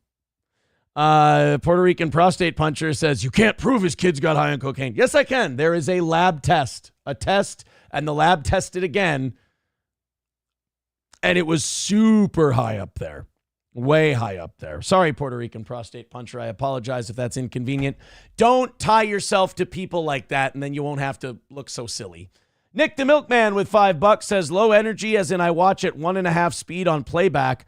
Watching you live coming from that makes you seem drunk and slow. Still enjoy the show, though. Oh, okay. That's what you meant. Even hundo away from tonight. That's a perfect spot to knock this thing out from. 1 hundo away from nailing this deal. Thank you, guys. Oh, no, yeah, now people are telling Puerto Rican prostate puncher, nice try. Yeah, dude, you don't have to run cover for bad people. That's not your responsibility. You don't have to carry that burden. Don't do it. Speaker Mike Johnson has announced that Congress will investigate Joe Biden's pardons of his family members. Shit. See, I'm worried that we're going to cross the tipping point of focusing too much on this Biden shit, and you're going to make a lot of these Democrats that are saying you're just in this for revenge and you're just going to go after your political enemies. I'm worried that he's going to make them right. You know, like I'm worried we're going to chase this Biden shit for too long and we're not going to get to the actual agenda. You know, day one seemed really good. You know, day one was solid. Day two seemed pretty good too. But now there's all this talk about, should I go after Biden? Should we go after these Fauci pardons? Here's what I'm okay with. Investigate what Fauci did. Investigate what the Biden family did. Discover what the truth is so we can't charge them. Oh, well, what do you do? But, you know, just get it on the record. But we don't need to, like, try to find end arounds to see if we can, like, work really extra hard to repeal these pardons. Speaker to potentially have any type of congressional action on the pardons that President Biden issued over the last couple of days? It was shocking. I mean, it was shocking what President Biden did on the way out. Pardoning his family for more than a decade of whatever activity. And that's the other thing. Like, they all got pardoned for the same length of time, which you're not even trying to hide what you're doing. You're not even trying to make it look good. You're just going, cover them for the Burisma shit. Just get it done. It doesn't have to look good. Just make it effective. Nonviolent offenses. It was breathtaking to us. I don't think that's anything like that's ever been anticipated. And by the way, go look at the tape, 4 years ago, when it was just implied that President Trump might do something similar. They were apoplectic. Joe Biden himself, Adam Schiff, Chuck Schumer, roll the tape. They all said that would be crazy and unconscionable, and now they're cheering it along. But that doesn't like get to me either, because that's politics. I mean, we've seen that our whole lives. Is when your side does it, it's fine. When their side does it, oh my God, let's clutch our pearls and let's get angry and let's tell all our followers to give us, a few more campaign contributions because we need to fight against this tyranny. Then when you point out, hey, so-and-so did the same exact thing and you thought it was rad. And shut up. That's not what we're talking about right now. Honestly, I think all of this horse shit is just that. Let the pardons go. Yeah, it's dirty. Yeah, it's corrupt. It's politics. It sucks. Get a helmet. Let's go on doing I don't think people voted for Donald Trump so that they could see the Biden family thrown in jail. They voted for Donald Trump so we could make people's lives better. So let's do that. To us, it is disgusting. To us, it probably proves the point, the suspicion that, they call it the Biden crime family. If they weren't the crime family, why do they need pardons, right? Look, there's a lot of attention that's going to be paid to this, and I think that is appropriate, and we will be looking at it as well. There is like a weird kind of wiggle out that they do where they're like, well, the reason he had to pardon his whole family was because Trump was going to go after all of them. Trump was going to go after them. So Joe Biden actually did a noble thing and protected them. Like when Biden dropped out of the race and then all of a sudden the Democrats said he was like the bravest guy ever and he put his country first. It's not that he couldn't win and they were going to get their ass kicked, so they forced them out. It's that he's just so goddamn star-spangled brave. That's the same thing with this. It's not that his family's a bunch of fucking crooks who took part in his multi-million-dollar fraud scheme or pay-to-play scheme. It's that they're just so darn worried that big mean Trump's going to come after them for absolutely no reason at all. All of 0 times that's ever happened. You know what? I love going back to the chat and see that You Ain't Getting My Money and McBuster are fighting with each other? McBuster is being asked to do something to my body that I'd rather he didn't do. You Ain't Getting My Money is being accused of being a crybaby. So as you can see, it's very mature in the Steel Toe chat. It's very...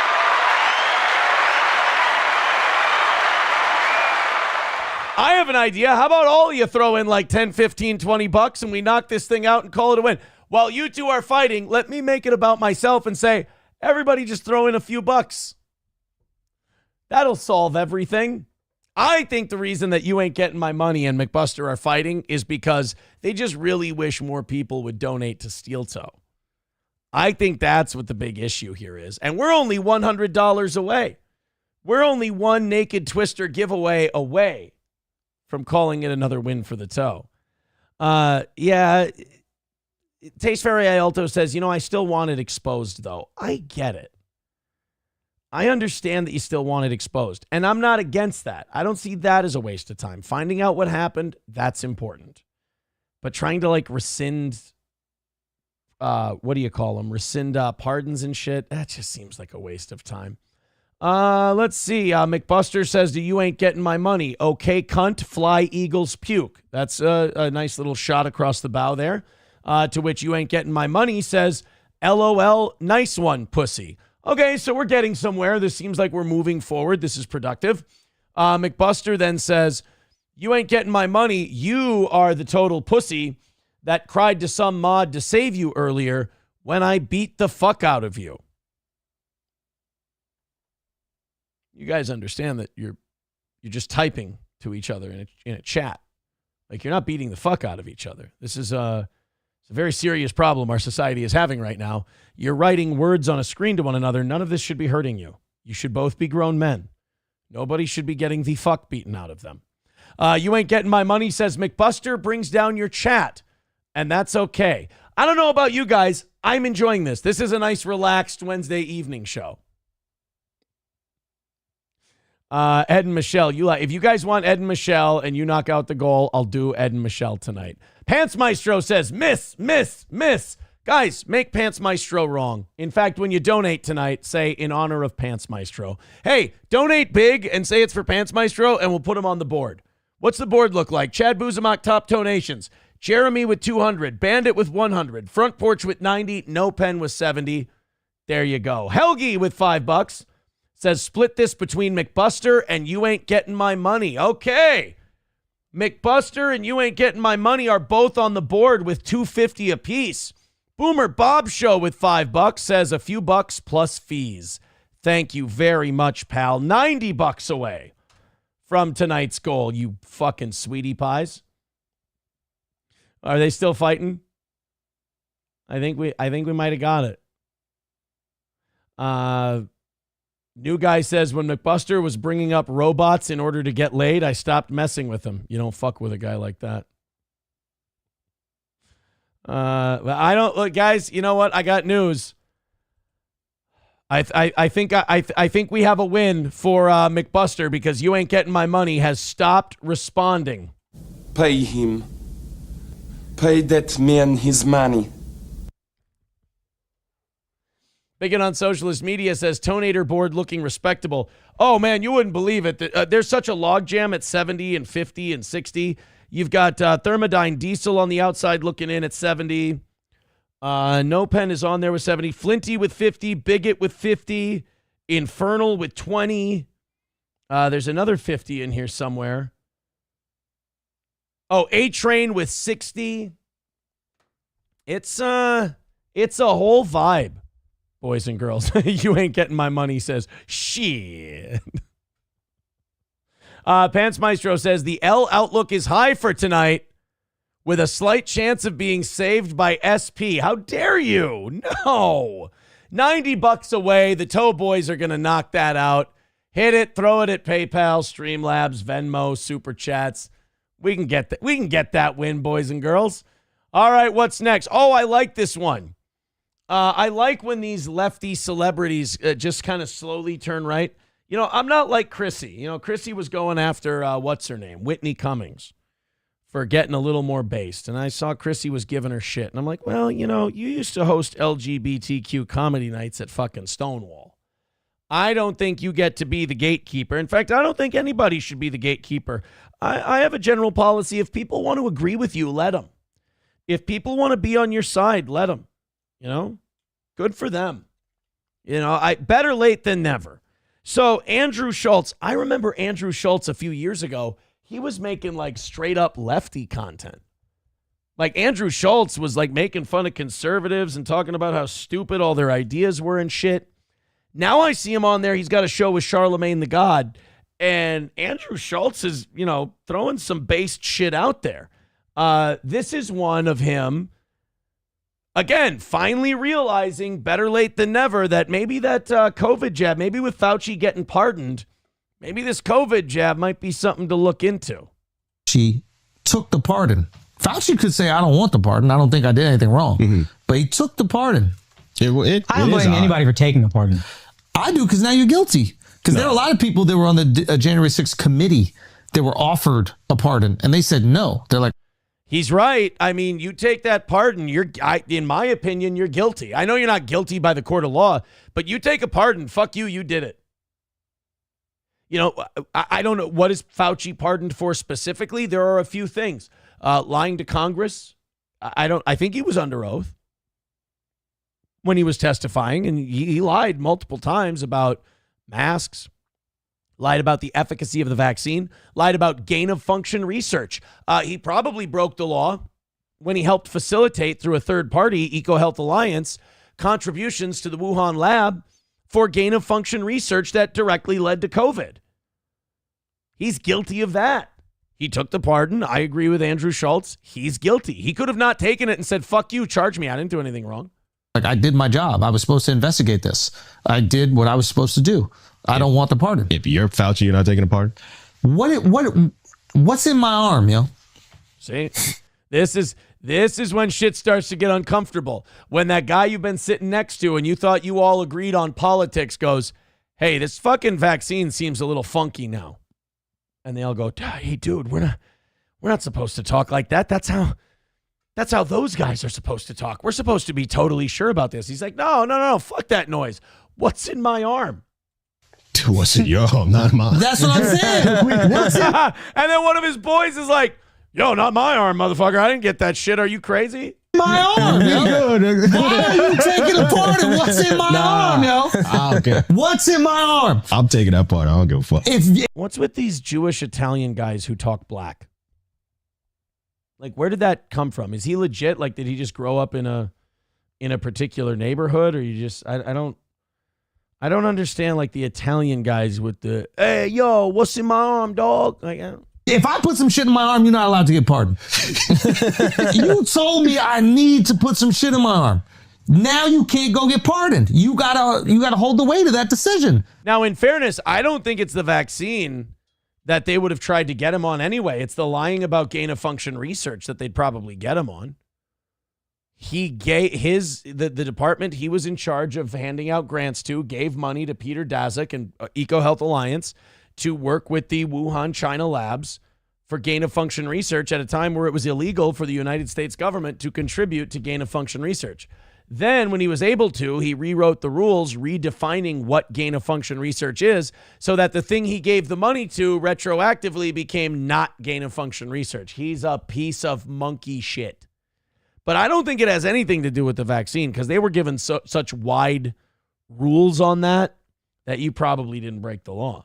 That's your job. What's in my arm, yo? Poison? A genetic experiment? What do you want me to tell you? What's about to come out? You ain't wrong. Like, it looks a suspect. It definitely looks crazy suspect. Yeah. I think it's because they lied about knowing it was a man-made virus, knowing it came from China, whatever. They were lying about the origins of it. Mm-hmm. That's what I... Yeah, he's close. He's close. It's more the funding. Like, you're allowed to be wrong about shit. You're allowed to, go like, oh, I think it came from here, and it didn't. Now, if you knew it came from the lab and you were actively covering that up, now we can maybe have a conversation. But I think it's more breaking the American laws around funding gain of function research.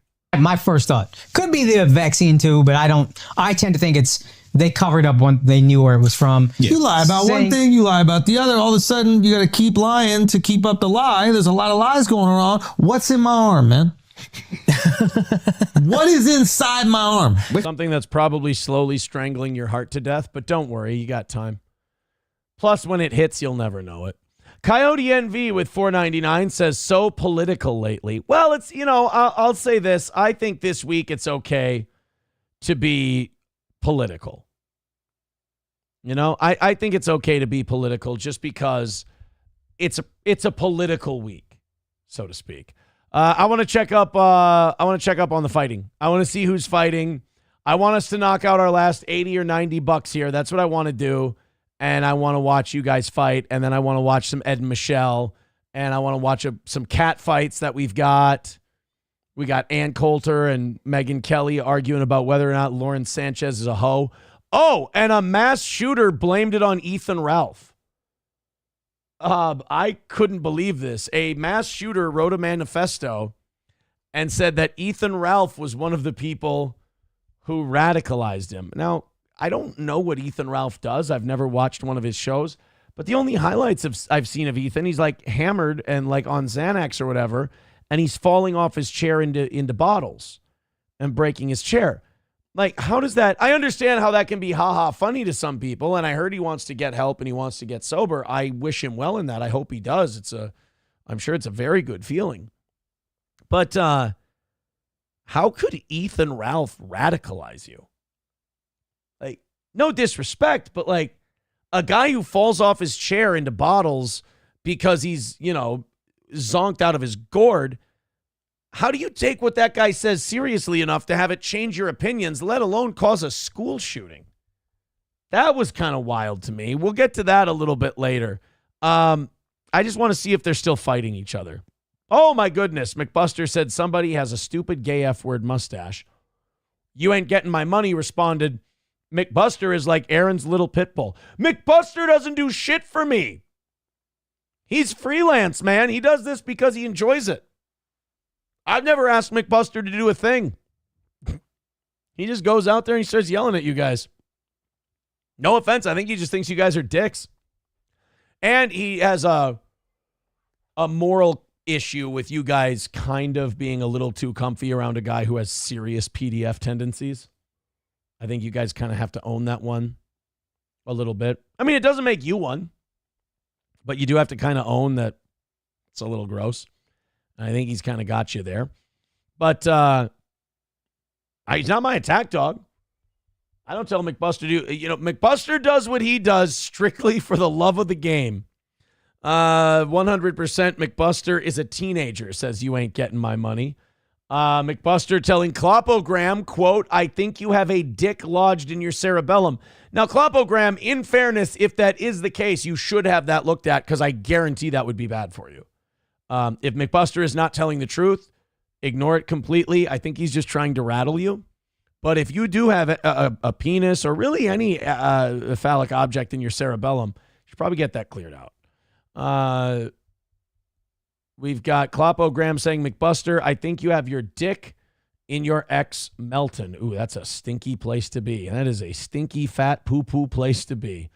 McBuster loves sucking dick. That is an accusation that's now been made by You Ain't Getting My Money. So we have a breaking news update. Can we get let's get a breaking news sounder in here real quick. I just want to, Fox News breaking sounder. Let's, breaking, oh, come on.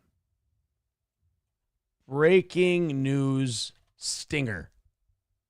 There we go. The fuck is this? This is gay. Get me the good one. Ooh, breaking news. Okay, how about I want the other one. I don't want that one. No, I want like the schladong. I want that one. How about, is this it?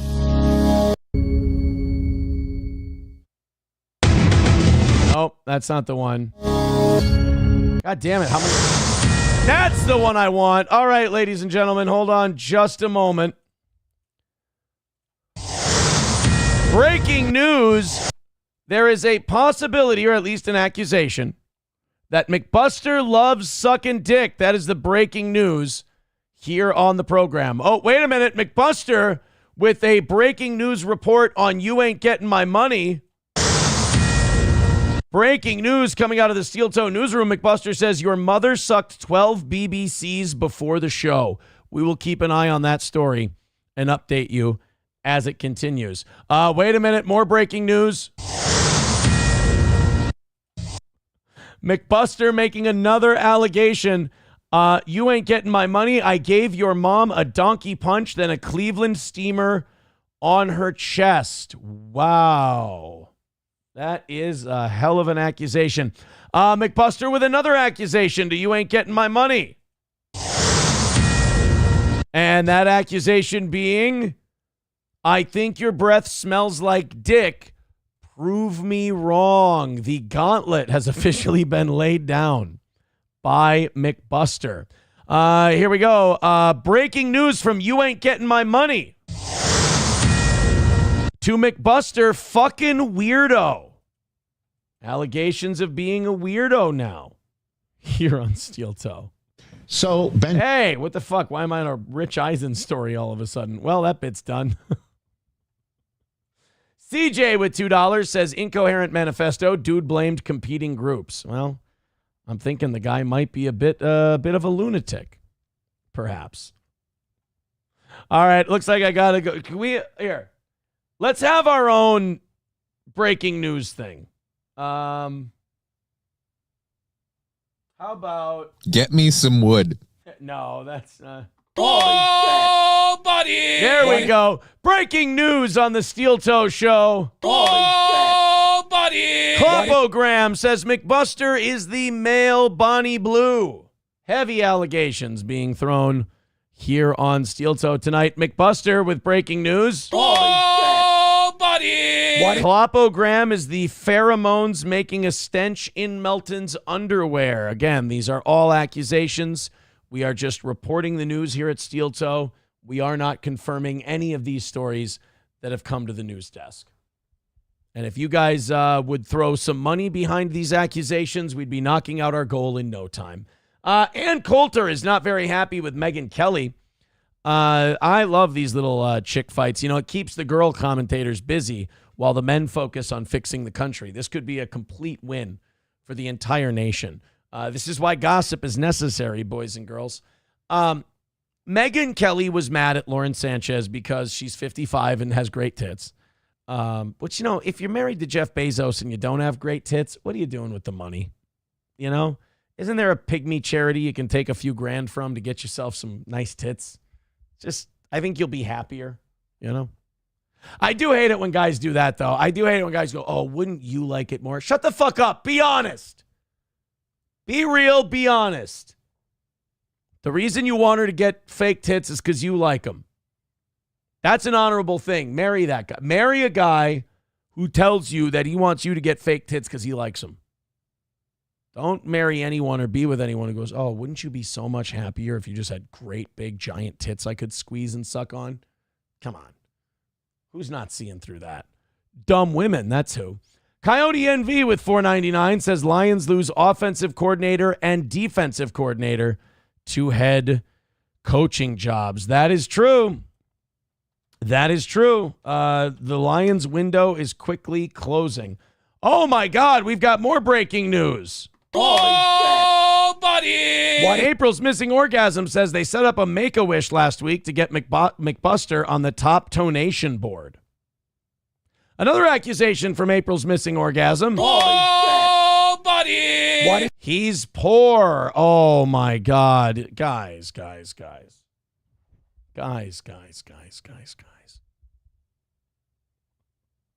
Oh, now there's accusations of people being obese. It's getting so nasty out here. So nasty. Hey, we're $85 away from tonight's goal. Throw us a few bucks. Streamlabs, PayPal, Super Chats, Rumble Rants, and let's call it another win for the toe. My chat has completely devolved into a third grade playground at recess. And I'm kind of doing everything I can to encourage it. I have to stop pretending I'm not.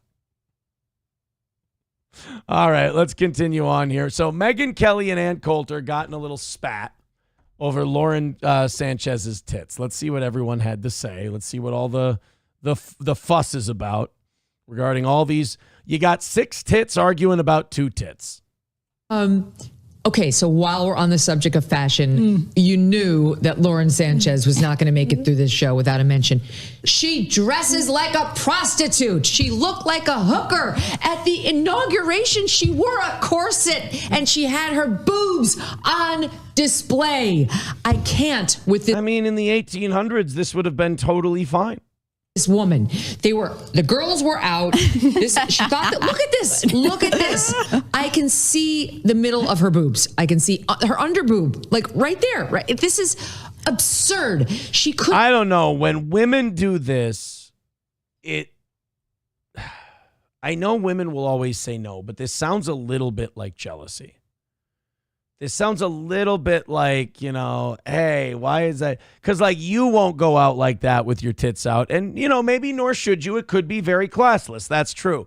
But I don't know if you truly are. I don't think it's 100% you think she's classless and that's why you're criticizing. I think guys are calling her hot and guys are talking about her tits, and that's bugging you a little. I think it's 65-35.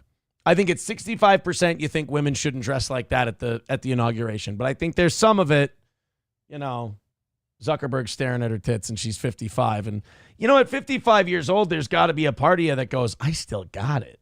Couldn't even keep them covered up for a day. And all over at the X was a picture of Mark Zuckerberg who was sitting next to her, copying. He knew where the action was at. Sneaky peek. I don't blame him at all. That's exactly you what can't she look wanted. away. That's the other thing. These fucking gals, boy, they sell each other down the river so quick. Oh, I don't blame Mark Zuckerberg. It's totally fine. It's blah, blah, blah, blah, blah, blah, blah. Okay, then why is it when it's you, it's, hey, don't objectify me, don't stare at my body, blah, blah, blah, blah. But if Lauren Sanchez dresses a certain way, this is why I think it's bullshit that women blame men and the patriarchy for a lot of the social shit that goes on. It's like you guys kind of set the rules in opposition to yourselves a lot of the times. Like Megyn Kelly, you guys are sitting there for the last minute shitting all over this woman's wardrobe, shitting all over her body and her showing her body during the inauguration. And there's going to come a day where you don't want people to talk about your body. I mean, how are they supposed to take you seriously? You can't look away. Oh, I can. It was like bombs out in the rotunda, and we were joking before the show, like, are we gonna? No! Look at that. There's 3 of them. Well, Kushner's gay. He's not looking. But the black fella, Zuckerberg, they're all trying to look. I mean, who could blame him? That's why she did it. Looking again. It is. Look at this. Look at these women just sniping other women. That's why she's doing it, the whore. She's doing it because she wants the guys to fucking look at her. Wow. Post-style section coverage of the Lauren Sanchez get up. You know when OG black guys try to tell young black guys hey, if you keep calling each other the N-word, why would you expect anyone else to give you respect if you don't respect each other? Shit like that. Kind of the same thing goes for women. You give men a pass to objectify Lauren Sanchez, and then you ask not to be objectified, or you find it bad when guys start objectifying you. You can't have it both ways. I'm sorry. I'm going to guess no. It's amazing. The first thing that Megyn and Eliana started talking about when we walked in was Lauren Sanchez. It was Incredible the day. headline out of... No one could believe it. It was Of course, she walked in, 2 women. They're not talking about executive orders. They're not talking about the border. They're not talking about the economy. Lauren Sanchez's tits are a fucking horror. Cheesiest thing ever. I'm sorry. It is. Plenty of people write about John Fetterman and his shorts, which is fine. I don't agree with that either. But how many people are going to write about her showing her breasts? The watching. He's done. Okay, wait a minute. Way more people talked about her tits than Fetterman's shorts. Fetterman got off scot-free for wearing Carhartt and gym shorts to the fucking inauguration. Lauren Sanchez wore a professional outfit. It was just a little skimpy, and she got fucking crucified. Not by guys, by women for it. So let's not pretend that she escaped scot-free. Megyn Kelly, one of the most popular female media figures in the country, is roasting her. And you're going to sit there and say she got off scot-free. Done a lot to change his look. He looks nothing like he looked 20 years ago. I don't think she's seen a doctor. She doesn't want to go under the scalp. I mean, wow, look at this. That's not natural. No. How are we supposed to know how to respect you when this is how you treat each other? How are you not teaching us that this is okay? Wow. And that's fine if that's your choice, but have some dignity and some respect for your setting in your circumstances. Shit. No one should be talking about your tits. Sorry. They should be talking about the inauguration. Well, they're totally out of touch. I mean, Her tits? Tell Mark Zuckerberg that. If he had one extra ball, he'd have reached out for those bad boys. So when does Ann Coulter come in here and start giving these gals the business? Because apparently Ann Coulter responded to Megyn Kelly and had something to say about, so Ann Coulter tweeted this at Megyn Kelly and said, "This you?" ? And there's Megyn Kelly in a magazine photo shoot that she did back when she was working at Fox News. That seems to be Megyn Kelly, and those seem to be your tits, and they seem to be out. Like, this is what I mean. Like, there but for the grace of God go I. She who is without exposed tits may cast the first nipple. Gray Duckling with $5 says, tits are sexy. They're just so sexy. I love her tits. I'm like kind of bi or whatever. It's so sexy. Let's go to Buffalo Jockey with $1.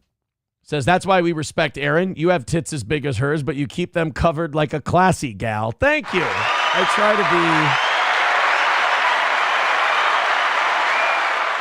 My daddy always tried to teach me modesty when I was growing up.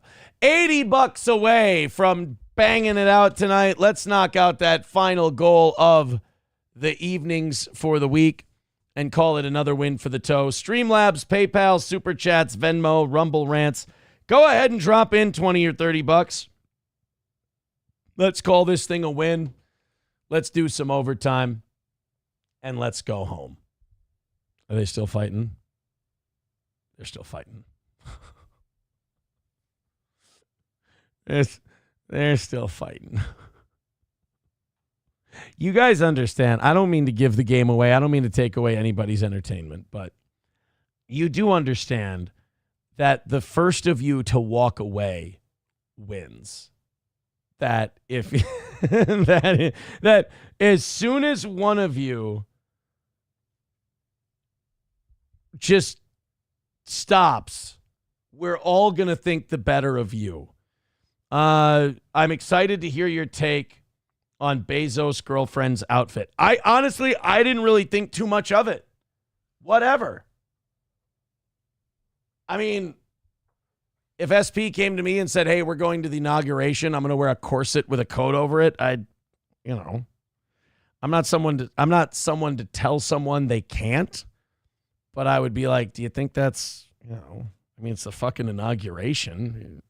You really want to leave that little to the imagination? I mean, my opinion would be it's a bit hoish for the inauguration. But I'm also not sitting here saying, let's empower all women, and I'm for all women, but I'm really not for women. That like not like I'm against them, just like I'm not women's empowerment. Like everybody's empowerment lies in their own hands. I don't really give a shit.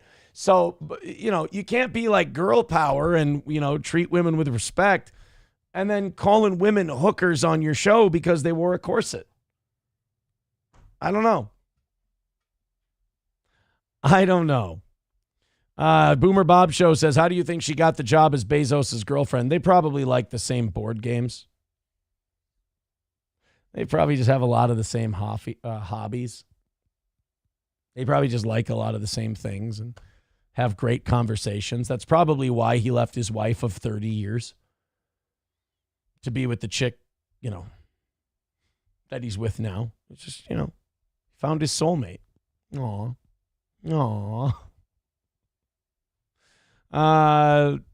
Brett Max says your main now Brett Max fighting with people in the chat. Okay, so it's a complete Royal Rumble.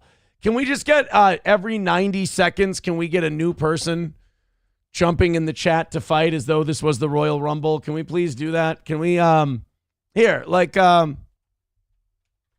Royal Rumble buzzer. Let's do this.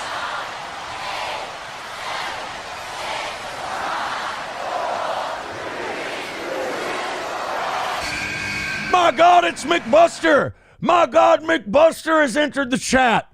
McBuster is here, King. And he's in there throwing haymakers.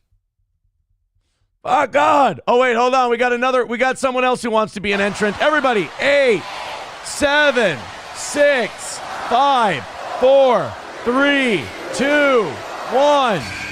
My God, it's Pants Maestro. Pants Maestro says, tag me in, coach. It's Pants Maestro in the fight. So is McBuster like Ric Flair in the 92 Royal Rumble where he just entered first and he stuck it out the entire time? Oh, my God. Is that it? Is that the... No, Mikey Two Milks, my entrance music would not be what up gay F words. That would not be... Snicker Niggardly says, I know 5 gay F words and Melton is 4 of them. Well, that would imply that he's a raging homosexual. Let's go to Ryan the Garbage Man. Hello. Voicemail. Press 2. Whoopsie daisy. Ryan the Garbage Man, what's going on? Hey, I have a kill, marry, fuck hypothetical for you. All right, I'm excited. Okay. Lauren Sanchez. Lauren Sanchez.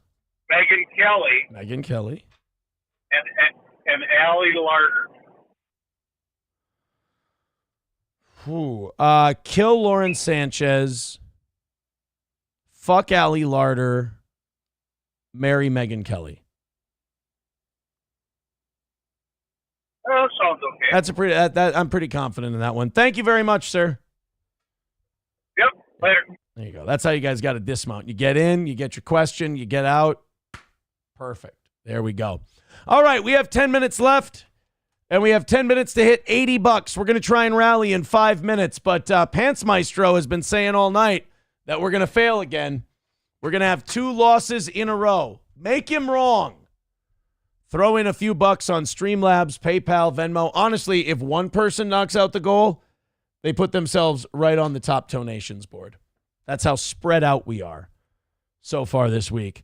Throw a couple of bucks our way. MSO says, I've already marked my calendar. The goal will not be met tonight. That would be maybe the first 2 out of 3 misses in evening show history since we've done this. No joke. That would be bad news bears. For the old toe. That would not be good. So $80, let's do it. MSO says I am 100% positive it is not happening tonight. Guys, MSO is doing everything he can to help us right now. He is doing everything he can to make sure we hit this goal by using this Jedi trickery on you. Get in there, make it happen. $80, however you can. Let's do it. Let's do it. All right, we got, the Ethan Ralph thing. Ethan Ralph and Nick Fuentes have been named as inspirations for the most recent school shooting at Antioch High School in Nashville, Tennessee. The fuck? Like, how does Ethan Ralph inspire you to shoot up a school? Oh, by the way, guys, you will not be hearing much about this school shooting. For this reason, this one's going to disappear pretty quickly. Middle-class family of black Israelites. Okay, how is a black Israelite an Ethan Ralph? This guy is all over the place. I'm starting to think that perhaps this person could be mildly mentally ill. My ancestors were enslaved about 25 miles from where I fled from grad school to the north to avoid racism. They fled the same path from Oxford, North Argatha to New England after slavery. Not a lot of punctuation and capitalization in here. New England should be a capital. Duke was the most keyed motherfucker I've ever experienced. And even within the philosophy department, I encountered racist shit that should not have been tolerated in this century. The cracker advisor will let N starve if he notices N is looking at Ukrainian blonde bitch too closely. The ghost of Emmett Till knows what the fuck I'm talking about. Okay, and then he gives an address. N-word cell. The West has fallen. The West has fallen. Billions must die. Billions must die. Accelerate, accelerate, accelerate. Yeah, I'm starting to think this guy the cheese might have slid off his cracker a while ago. Holy shit. A lot of N-words. Is there a particular group of people that radicalized you the most? Candace Owens, Ethan Ralph, Nick Fuentes, Turkey Tom. How the fuck did Turkey Tom sneak onto this motherfucker's I want to kill people list?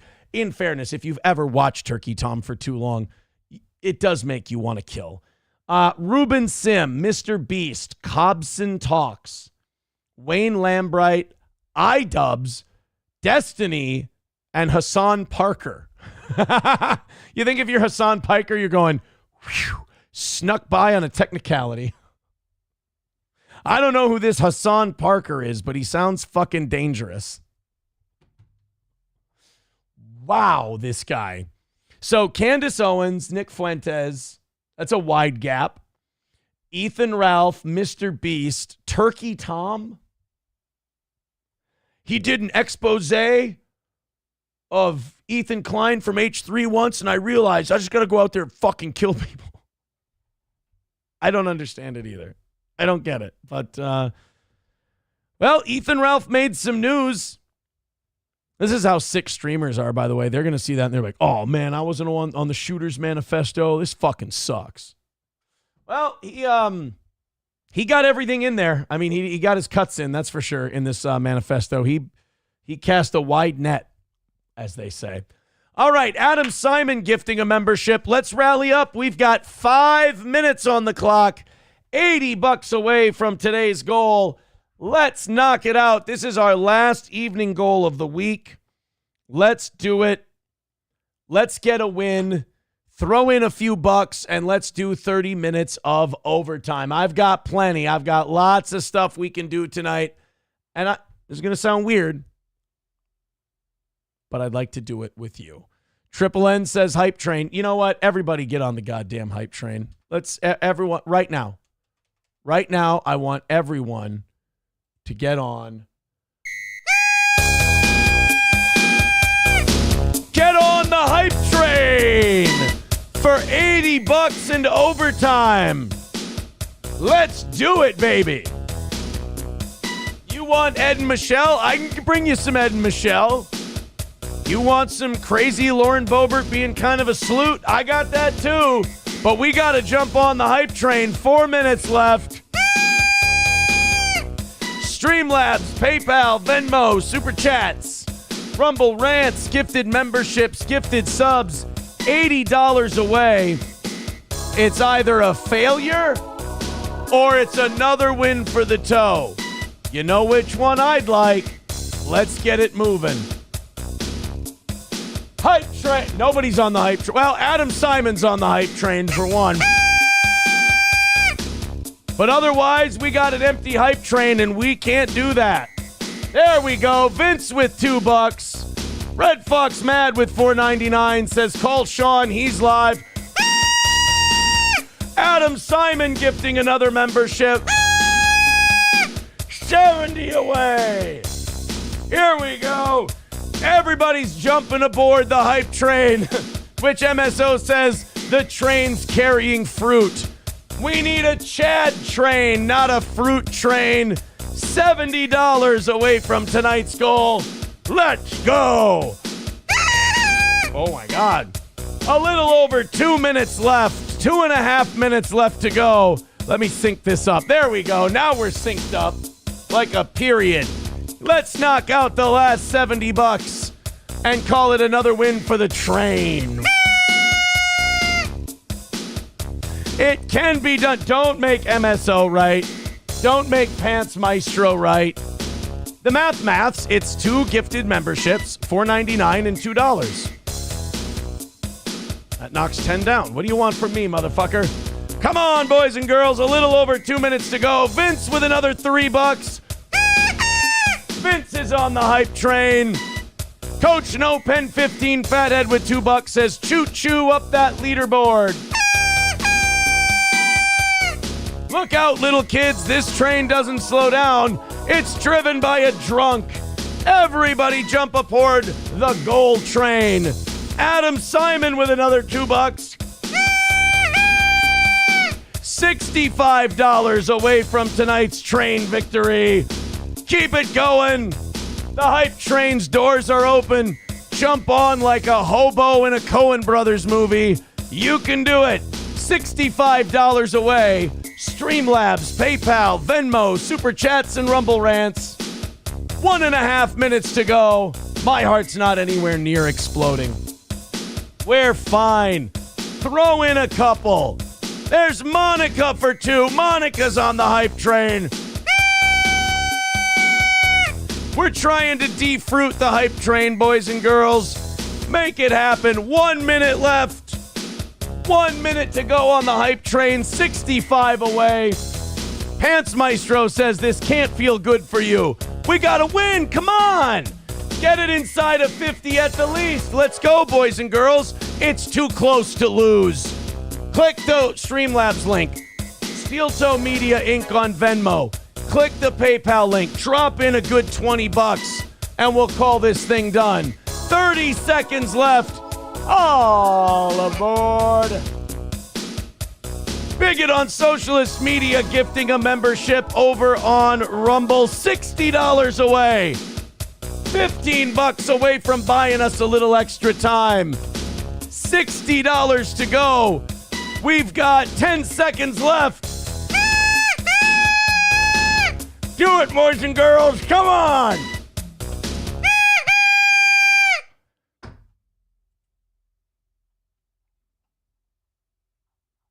You fucking kidding me? What is it? $60? 60 fucking dollars? I gave you guys $150 for tonight. And I barely even fucking mentioned a goal. So we either got to go, we got to get $10 in here right fucking now, or we're losing again. McBuster says that was about 30 cents per minute. Well, no, because it was 4 minutes. And we went from 80 to 60. It was like $5 a minute. Fuck it. You're going to let me go out like a punk bitch? You don't love me. That's what this is. Oh, never mind. There we go. I stalled long enough, guys. $20 from 1-2. Skip to my Lou. Thank you very much. We want the gold, sucker. Hulk Hogan, we coming for you, nigga. That is a dirty fucking trick. It will always be a dirty fucking trick. It will never not be a dirty fucking trick. All right. That still means we're not out of the woods yet. $40 away from tonight's goal. Keep going. Keep getting in that PayPal, that Streamlabs, that Venmo, and let's get another win for the toe. Oh, wait. That does mean skip to my lose on the hype train. $40 left to go, and we bought ourselves a little bit of time. A little bit of time. MSO says cheating. Not cheating. It's called a long goodbye. Here where I live, we call this a Minnesota goodbye. That's the actual name for it, is Minnesota. See, like right now, I'm talking very slowly, so everybody can get there. They can click the link, and they can throw $5 or $10 in, and we can take this $40 and knock out the last of our goal and call it another win for the toe. You see how that works? You just talk a lot slower, and then things might happen. All right, as soon as we knock out that 40, I'm going to Ed and Michelle. We got a few more stories to do. I said if we knocked out the goal, we'd do Ed and Michelle. We haven't knocked it out. We just bought ourselves a little more time. Let's fucking go. Let's fucking go. I've been waiting to do this one for 2 days. It's very simple. It's junk food for your eyeballs. There's nothing like deep or anything to analyze here. It's just kind of old-fashioned slapstick comedy. It's a guy decking another guy right in the head with a fucking shovel. Comical, dangerous, deadly. You should feel shitty for laughing at this. You should feel extra shitty if you laugh with this with your hand away from your mouth. Coyote NV throwing in $19.99 over there on the YouTube. $25 away from doing some Ed and Michelle. Thank you, Coyote. MSO says, as long as you got that hairline, it's never a real win. I got it from watching you, Dad. Pants Maestro says, you know you lost, Toe, and that hurts worse than my comments. Oh, Pants Maestro, must you cut me so deep, though, sir? It doesn't hurt more than your words. I abandoned dignity when it came to asking for money for this show years ago. Years ago, I abandoned my dignity. All right. Turd Burglar says, did SP tell you to shuffle cards so you quit doing weird shit with your hands? No, actually, I got these on New Year's, and then I brought them down here because I always need a deck of cards in case I want to play cribbage, and I can't see a deck of cards without shuffling them around. I like it. It's just a fun... through therapy, I've embraced the fact that I have really bad ADHD, and I fidget like a motherfucker. I can't help it. So... that's where the deck of cards came from. I do, though, Turd Burglar, since you're a fan of both worlds, and I respect that a lot, you can go tell the other world we so do love their fan fiction. Some of their fan fiction that people send me, I'm like, oh my God, this is great. Like, this is really fucking awesome. I know that they don't want me to like it, but like when people think about you that much that they make up stories about your life, how am I supposed to take that as anything but an honor? I mean, should the person doing it seek professional help? Yeah, but I ain't their fucking dad. It's an honor to me. All right, $25 away. Let's watch a guy get hit in the fucking head with a shovel. What do you say? You guys throw in the last 25, then we'll watch some Ed and Michelle tonight. They went to Pita Pit and they went to one other joint. And I'll let you guys pick. One of our listeners said that Pita Pit is like a legendary place in Ohio, and that might be one worth looking at. I just think that Michelle's on a roll after she shit all over Ed's hot dog place. I'm ready for the follow up from that one. But here's I think this is in Brazil. I could be wrong. Yes, Sinop, Brazil. A man was in a supermarket. One of the employees gave his wife some shit. And apparently, I don't know if people walk around with shovels in Brazil or shovels are always handy, but he cracked a supermarket employee in the head with a shovel. Like it was a goddamn WWE hardcore match. I can't recommend this behavior, but it's kind of funny to watch. Here we go. Oh, by the way, do you know about the rage problem in Brazil due to the cat piss? This is a real thing. In Brazil... what's the cat piss disease? Oh, Jesus. Sorry. One more of those and we pretty much got our goal knocked out. What's that cat piss disease? That, somebody will know it. It's not trichinosis. It's the one where you get too much cat piss and it gives you brain damage. It's scoliosis, not CTE. Toxoplasmosis. Thank you very much. So a lot of guys in Brazil have toxoplasmosis from all the stray cat piss.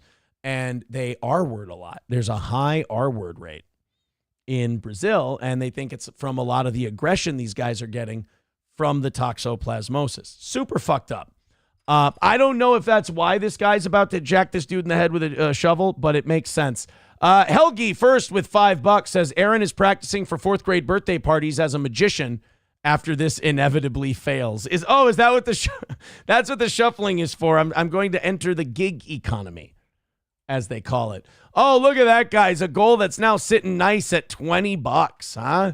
$20 is a real easy one to punch into Venmo or PayPal. It's just a 2 and a 0, and you got it right there, and it's over. All right, guy hits guy with shovel from inhaling too much cat piss. So here we've got just a guy and his gal having a good time. Uh-oh. We're looking at shovels. Innocent enough.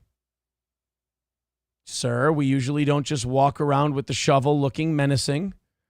That is a bad sign. So the story goes, the employee was giving his wife shit. And so this guy went over to grab the shovel. Give him credit. He did some paces. He walked around. He thought about it for a second. And after thinking about it and taking a few breaths, he thought, nah, I'm going to fucking brain this dude. Here we go. Who's getting it? Is he like Negan? Is he just eeny, meeny, miny, mo? I hope you got your shitting pants on. All right. Just here's my wish for this video. I hope it's out of the date coding here because I really want to have a clean shot. Look at him, cool as a cucumber, just walking up with that shovel. He's taking his time. Oh, fuck. I love that this guy right here in like the tangerine kind of salmon shirt, he doesn't know if he should fully approach this guy. Hey, old timer, give him some space. Give him some space. I don't think that shovel has your name on it, old man. I think you're okay. But I love how he just walks up and sizes this dude up. Like he's playing it really cool. Look at him. He's not yelling at him or anything. He's just waiting for him. He looks cool. He's like, hey, if I look around and I'm really casual, maybe nobody will notice the fact that I'm about to pull this back and jack this guy right in the fucking head. When you knock someone out so hard that you interrupt their fall, that's fucking brutal. Oh, there we go. Oh, now they got him. Oh, there's a tackle. Why do you smell like cat piss, bro? Oh, wow, look at him. He's shaking it off. He's Undertaker sitting up from the fucking shovel shot. Holy shit, dude. Maybe he's a cat piss huffer, too. Dude, that's a man move right there. He took a shot from a shovel, took a nap for like 8 seconds, and did a fucking Undertaker pop-up. He wins.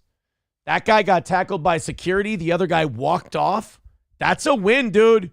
You take a shovel shot to the head and you walk away while the other guy's getting tackled. You won the battle of Shovelhead. Florida cop accidentally shoots man with his own gun in traffic stop. Fuck yeah, please. What's up, my man? Hey, you got a valid driver's license, proof of insurance, all that good stuff? Hey, you blew that red light. Just lucky red light. Jesus. That red light must have been giving him fuck me eyes. It was yellow and turned red when I went out there. It was red when you blew it. It was yellow. Okay. Well, I saw it. It was red. So. Hey, look. Every argument about running a red light fucking ever. Every argument about running a red light is, you ran that red light. Oh, it was yellow when I ran it. Motherfucker, it was red. It was, Jesus Christ. All right. Well, you got a proof of insurance?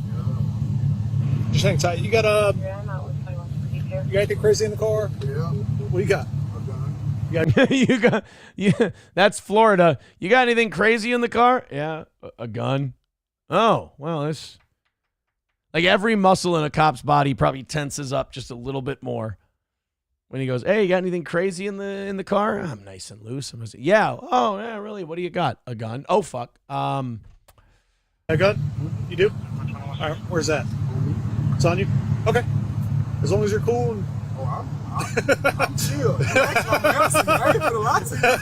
No, man. I appreciate your honesty. You know what? This sucks because now this black guy, something bad's about to happen to him, and he could not be handling a traffic stop any better than this. This is not going to help the narrative for white people that, hey, black people, if you're just cool, if you're all right, everything's going to be fine. Don't be a bitch about it. This guy's being cool as a cucumber. He's being as submissive as you can be. That's awesome. So you have concealed carry and all that good stuff? No, you don't. All right, you're not a convicted felon, right? Oh, that's fucking racist, bro. You can't just ask people if that. I do everything, whatever. Okay. All right. So what we're gonna do is, just for my safety, your safety, I'm gonna have you step out. All right, fair enough. And we're just gonna remove the pistol from you. All right. Then we're gonna run your license, make sure everything's good. Easy enough. We're just gonna take the pistol off you. That sounds like a win for everybody. That sounds good. Let's do that. I'll send you on your way. Yeah. Yeah, those are okay. Where's your pistol at on my side? Okay. All right, guys, let's guess. Ready? Is it in a holster or is it in sweatpants? Let's play the game. Holster or sweatpants? Let's see what we've got. Let's see how deep all of your racism is. I'm just saying I'm seeing sweatshirt, so I'm going to guess in the sweatpants. Is the woman cop going to set off the gun? Please let that be the case. You are so fired in Trump's America. I appreciate it, man, being very honest. Oh, fuck. You okay?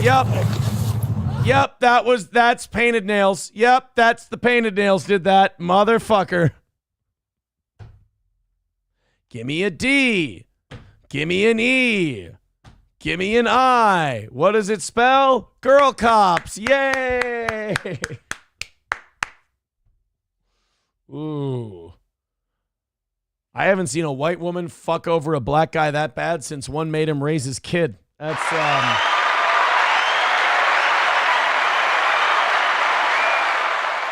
I just want to say right now, I'm not proud of that joke. And if you guys hit the goal after that fucking joke, it sends the wrong message to everyone. I think we'd rather miss by $20 tonight than you reward me with hitting the goal after that fucking garbage humor that just came out of my mouth. Do not reward that with money. Put the gun down. Put the gun down. You okay? I think he had it in a holster, by the way. Did you see it? It was an inside holster. It had the clip on it and everything. Fuck. No. Yeah, shot me. Hey, walk with me. Walk with me. Oh, no. Oh, yeah. Oh, yeah. He's bleeding bad. Sit down. Sit down. Dude, if I'm the police chief or the mayor, I'm just showing up with a check going, will like 80 grand make this go away, bro? And if I'm that guy, I'm going, I ain't saying shit till I got a lawyer. Right now. Is that still bleeding? Yeah, you shot him point blank in the leg. It's still fucking bleeding. Bleeding stopped. You're okay. You're all right. Oh, yeah, but bleeding stopped. Tourniquet stopped most of the bleeding, but it's just bleeding a little bit out of the bandage. Yeah, then the bleeding hasn't stopped, asshole. If it's still bleeding out of the bandage, the bleeding hasn't stopped. So you all right? Okay, tourniquet. Yeah. Was it bleeding pretty bad before you did it? Yeah. Where did it stop when you did it? It was a pretty good arterial bleed. Right. Tourniquet stopped most of it. Great, you hit him in a fucking artery. Great job. And I just put a compression bandage on the exit wound. Good job, guys. Or girls. Good job, girls. Great work. Bigot on socialist media says it's worth at least a 3-bedroom house. Oh, boy. Officer, we saw this black man shoot himself in the leg. That much is very clear. God damn it, Coyote, with $20. That's not the message we were trying to send. We want the gold, sucker. Hulk Hogan, we coming for you, nigga. All right, here's the deal, guys. We take 14 of that. We're $5 away for the night. Throw in that last 5 so the disgusting stain of Coyote NV's $20 he just sent in is not on this program's conscience for that disgusting joke that just got told on my end. Thank you, Coyote, for the $20. I appreciate it, but you know that $20 came in against my wishes. How dare you? How dare you? Why is it always like you watch a video like that and you don't want to trust your instincts? Like you don't, because your instincts are sexist. Your instincts are like, oh shit, the female cop, gun drawn, female cop, female dog. There's a dog with female cop, gun drawn. They're like, anytime you see, oh, this guy's about to shoot himself in the leg. Oh, one of the cops is a female. Oh, it can't be the female cop that's going to end up shooting this guy in the leg. That can't be the case. Even though in your head you're going, it's going to be the fucking female cop because of course it is. Like you have 2 choices in that situation. You can either be right and kind of sound like an asshole and a bigot, or you can be wrong, but oh, you'll sound like such a swell, inclusive guy. What's more important? I don't know. Yeah, Day One Salt says, "You're free to go, sir." They patch him up. They get a turn. They put a belt around it, and they go, "Well, sir, I'm not even going to give you the ticket for running that red light." Mighty white of me, huh? Yeah, I think I want to talk to that lawyer. Yeah, you probably do. You probably do. Buffalo Jockey says, "Oh, yeah, he's bleeding bad. Aaron trying to impress us with his expert-level medical vocabulary." First and 15 says $5 till 1 hour of overtime. No, I never once said that. But hey, $5 will end with a little bit of Ed and Michelle on the show tonight. Just a little. No, First and 15. It's not $20 for an extra hour of overtime either. I'm going to finish up the show. We're going to knock out this last $5. I'm going to go hang out with SP, and we're going to either she's going to watch more Mad Men or we're going to turn on a Lifetime movie and fall asleep because I'm a fucking dude like that. Speaking of fucking dudes like that, Lauren Boebert's back in the news. She was trying to get with Trump's chief of staff. Did you hear about this, folks? Did you hear about this? Did you see this? Representative Lauren Boebert reportedly suffered from an incident of mistaken identity during President Trump's inaugural festivities. The Spectator's Cockburn gossip column, known for both its acerbic bite, not an acerbic bite, and reliable reporting, what a combo, offered insight into the goings-on at various pre-inauguration events and balls. While at the super exclusive crypto ball at the Mellon Auditorium on Friday, George Santos posed for selfie. Wait, why the fuck did George Santos get to go anywhere? Isn't he the lying schemer? Oh, I guess a political place would be the spot for him. Who gives a fuck? Where's the Lauren Boebert one? Here we go. Colorado Congressman Lauren Boebert, who spent a decent chunk of Saturday's America First Policy Institute ball, rad, trying to ingratiate herself with Susie Wiles. One small problem. She wasn't talking to Wiles, just a woman from the Midwest who looks slightly like her. Oh, no. I thought Lauren Boebert was trying to get some dick because, like, we saw her with Kid Rock and Tony Hinchcliffe, and she was wearing that little, come get me dress.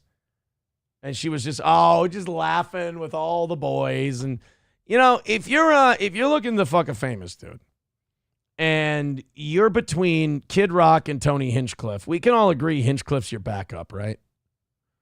Like, if Kid Rock moves on to something else, you're like, all right, I guess Tony Hinchcliffe. I mean, he's he's shorter than me. That's weird, but whatever. But Lauren Boebert wasn't trying to score dick. She was trying to kiss ass with a Trump official, only to find out it's just some random lady. How great for the random lady, though. Like, this lady's like, wow, Lauren Boebert's really interested in my life. Lauren Boebert really thinks the world of me, and I'm just some lady from the Midwest. And here she's just like, oh, by the way, my name's Karen. And what? You're not Susie? No, who's Susie? Fuck. I'm a lot better at sucking dick for jobs than I am schmoozing. I really got to work on this.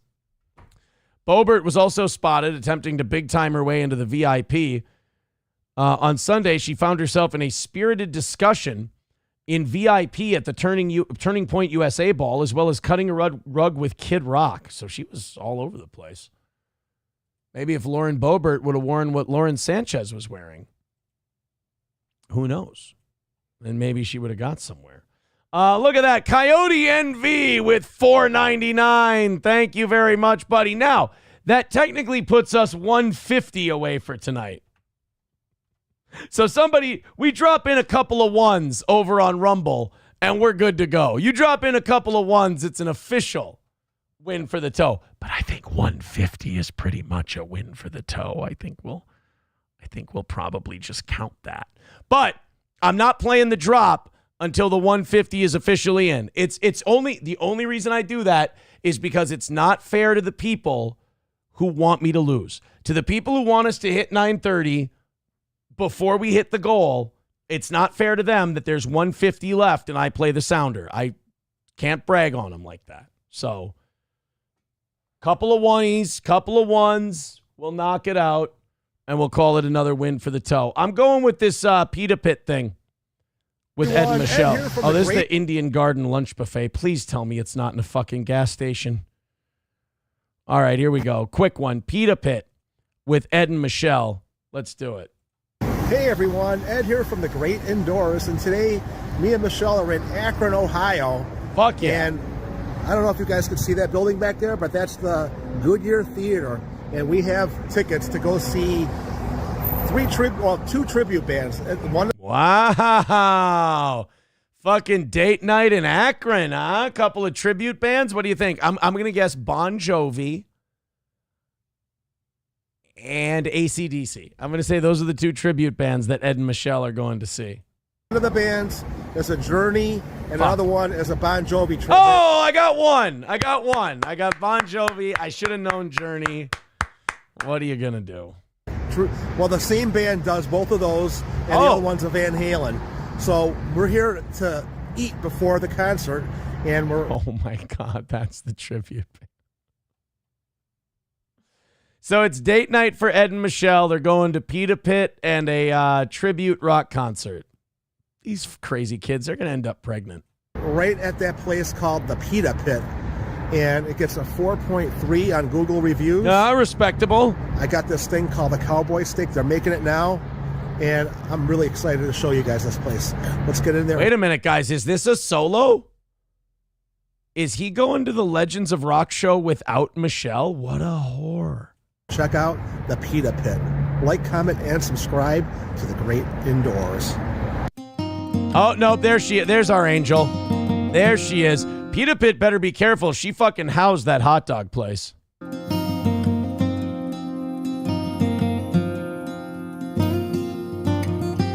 This is like a cutscene in Red Dead Redemption 2.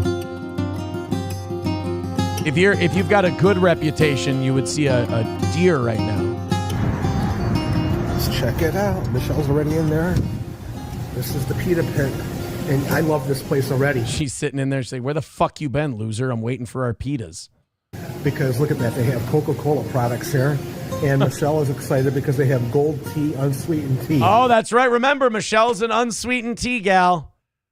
God, it doesn't take much to get these two going. You take them to a fucking crab buffet, and they're like, oh, crab is gay. Fucking $20. That's retarded. You give this guy a Mr. Pibb, and he's a fucking retard in a ball pit.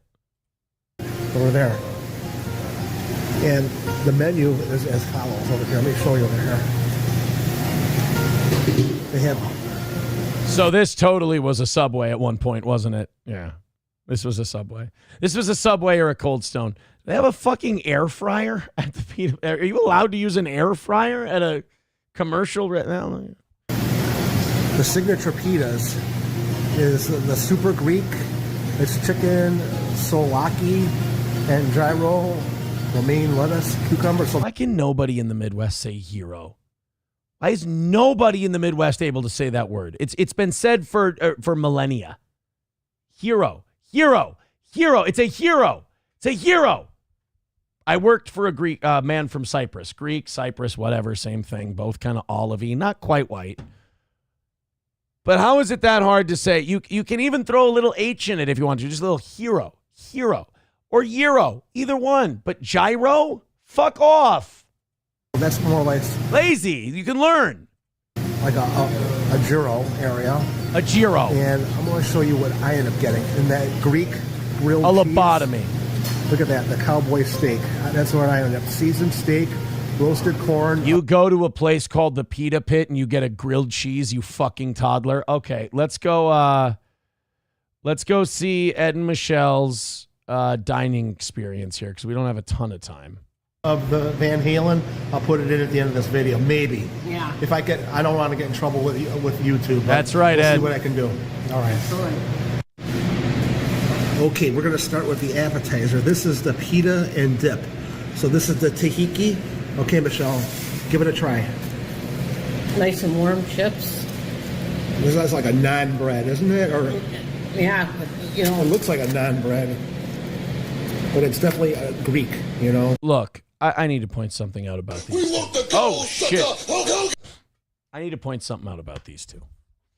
I know that April and I were total frauds and phonies, and we were a couple of Midwestern country bumpkins and a suburban douche. and we tried to play dress up. We'd go on vacation. Let's wear suits and dresses and pretend we're something we're not. Like just fucking playing make-believe. And I'm sure it was disgusting for people to look at. I'm a bum. I'm a white, suburban, Midwest fucking bum. But these two take it to a whole nother level. A whole nother level that I can't, like even I can't get there. But they're authentic. They're real. Yeah. That's like your gyro sauce. This is what Stop saying gyro. All right, fast forward to when they get their fucking sandwiches. I can't take this. Fucking gyro.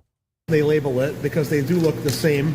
And Michelle's no offense, guys. That looks like a fucking empanada. That looks like something that came out of the air fryer. That came out of that air fryer. There is no way.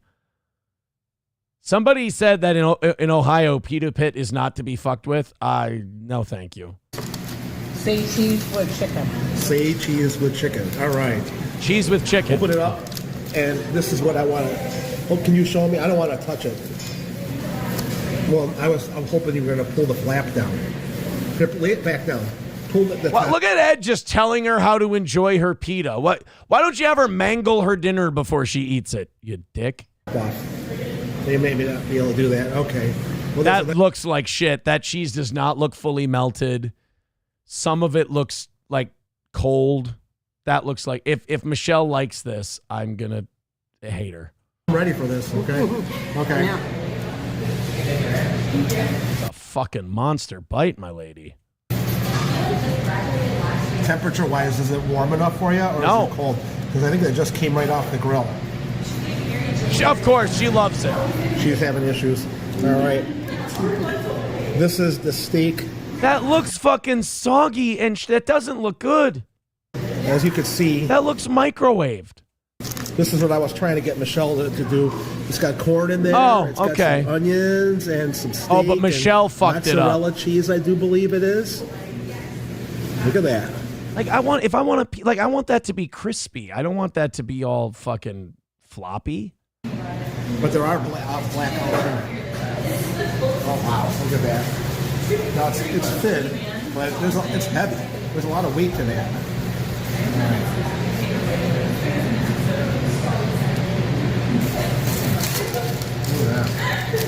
Look at that. It doesn't even stay to get. Whoa. That's good. Jesus, these two have the taste buds of infants. Really, they do. All right, let's do the review, see what they thought. I gotta say, that was really good. Of course. Fuck what us. I like is I could just flip the phone and leave the car where it's at, back there. Parking is free. We're gonna head right over to the Goodyear Theater. Full of sloppy microwave pita. Michelle's pretty excited. You can see she's way ahead of me. Michelle can't wait. She's walking up like the kid in Bad Santa going to see Santa Claus. She's not fucking waiting for Ed's stupid ass. I like her jacket. That's from Kathy from Ohio. She gave her that denim jacket, and she's probably going to wear that tomorrow. We're going to a cowboy themed. I don't care. All right. Well, congratulations, Ed and Michelle. You went to another dog shit establishment and got dog shit food, and you told us it was the fucking greatest. That is... Ugh. McBuster said, bullshit, Ed's on the take. Pita Pit is the new sponsor. I think so. Sam Show says, what do you know, Aaron? Don't talk shit about the queen. I said she's doing great.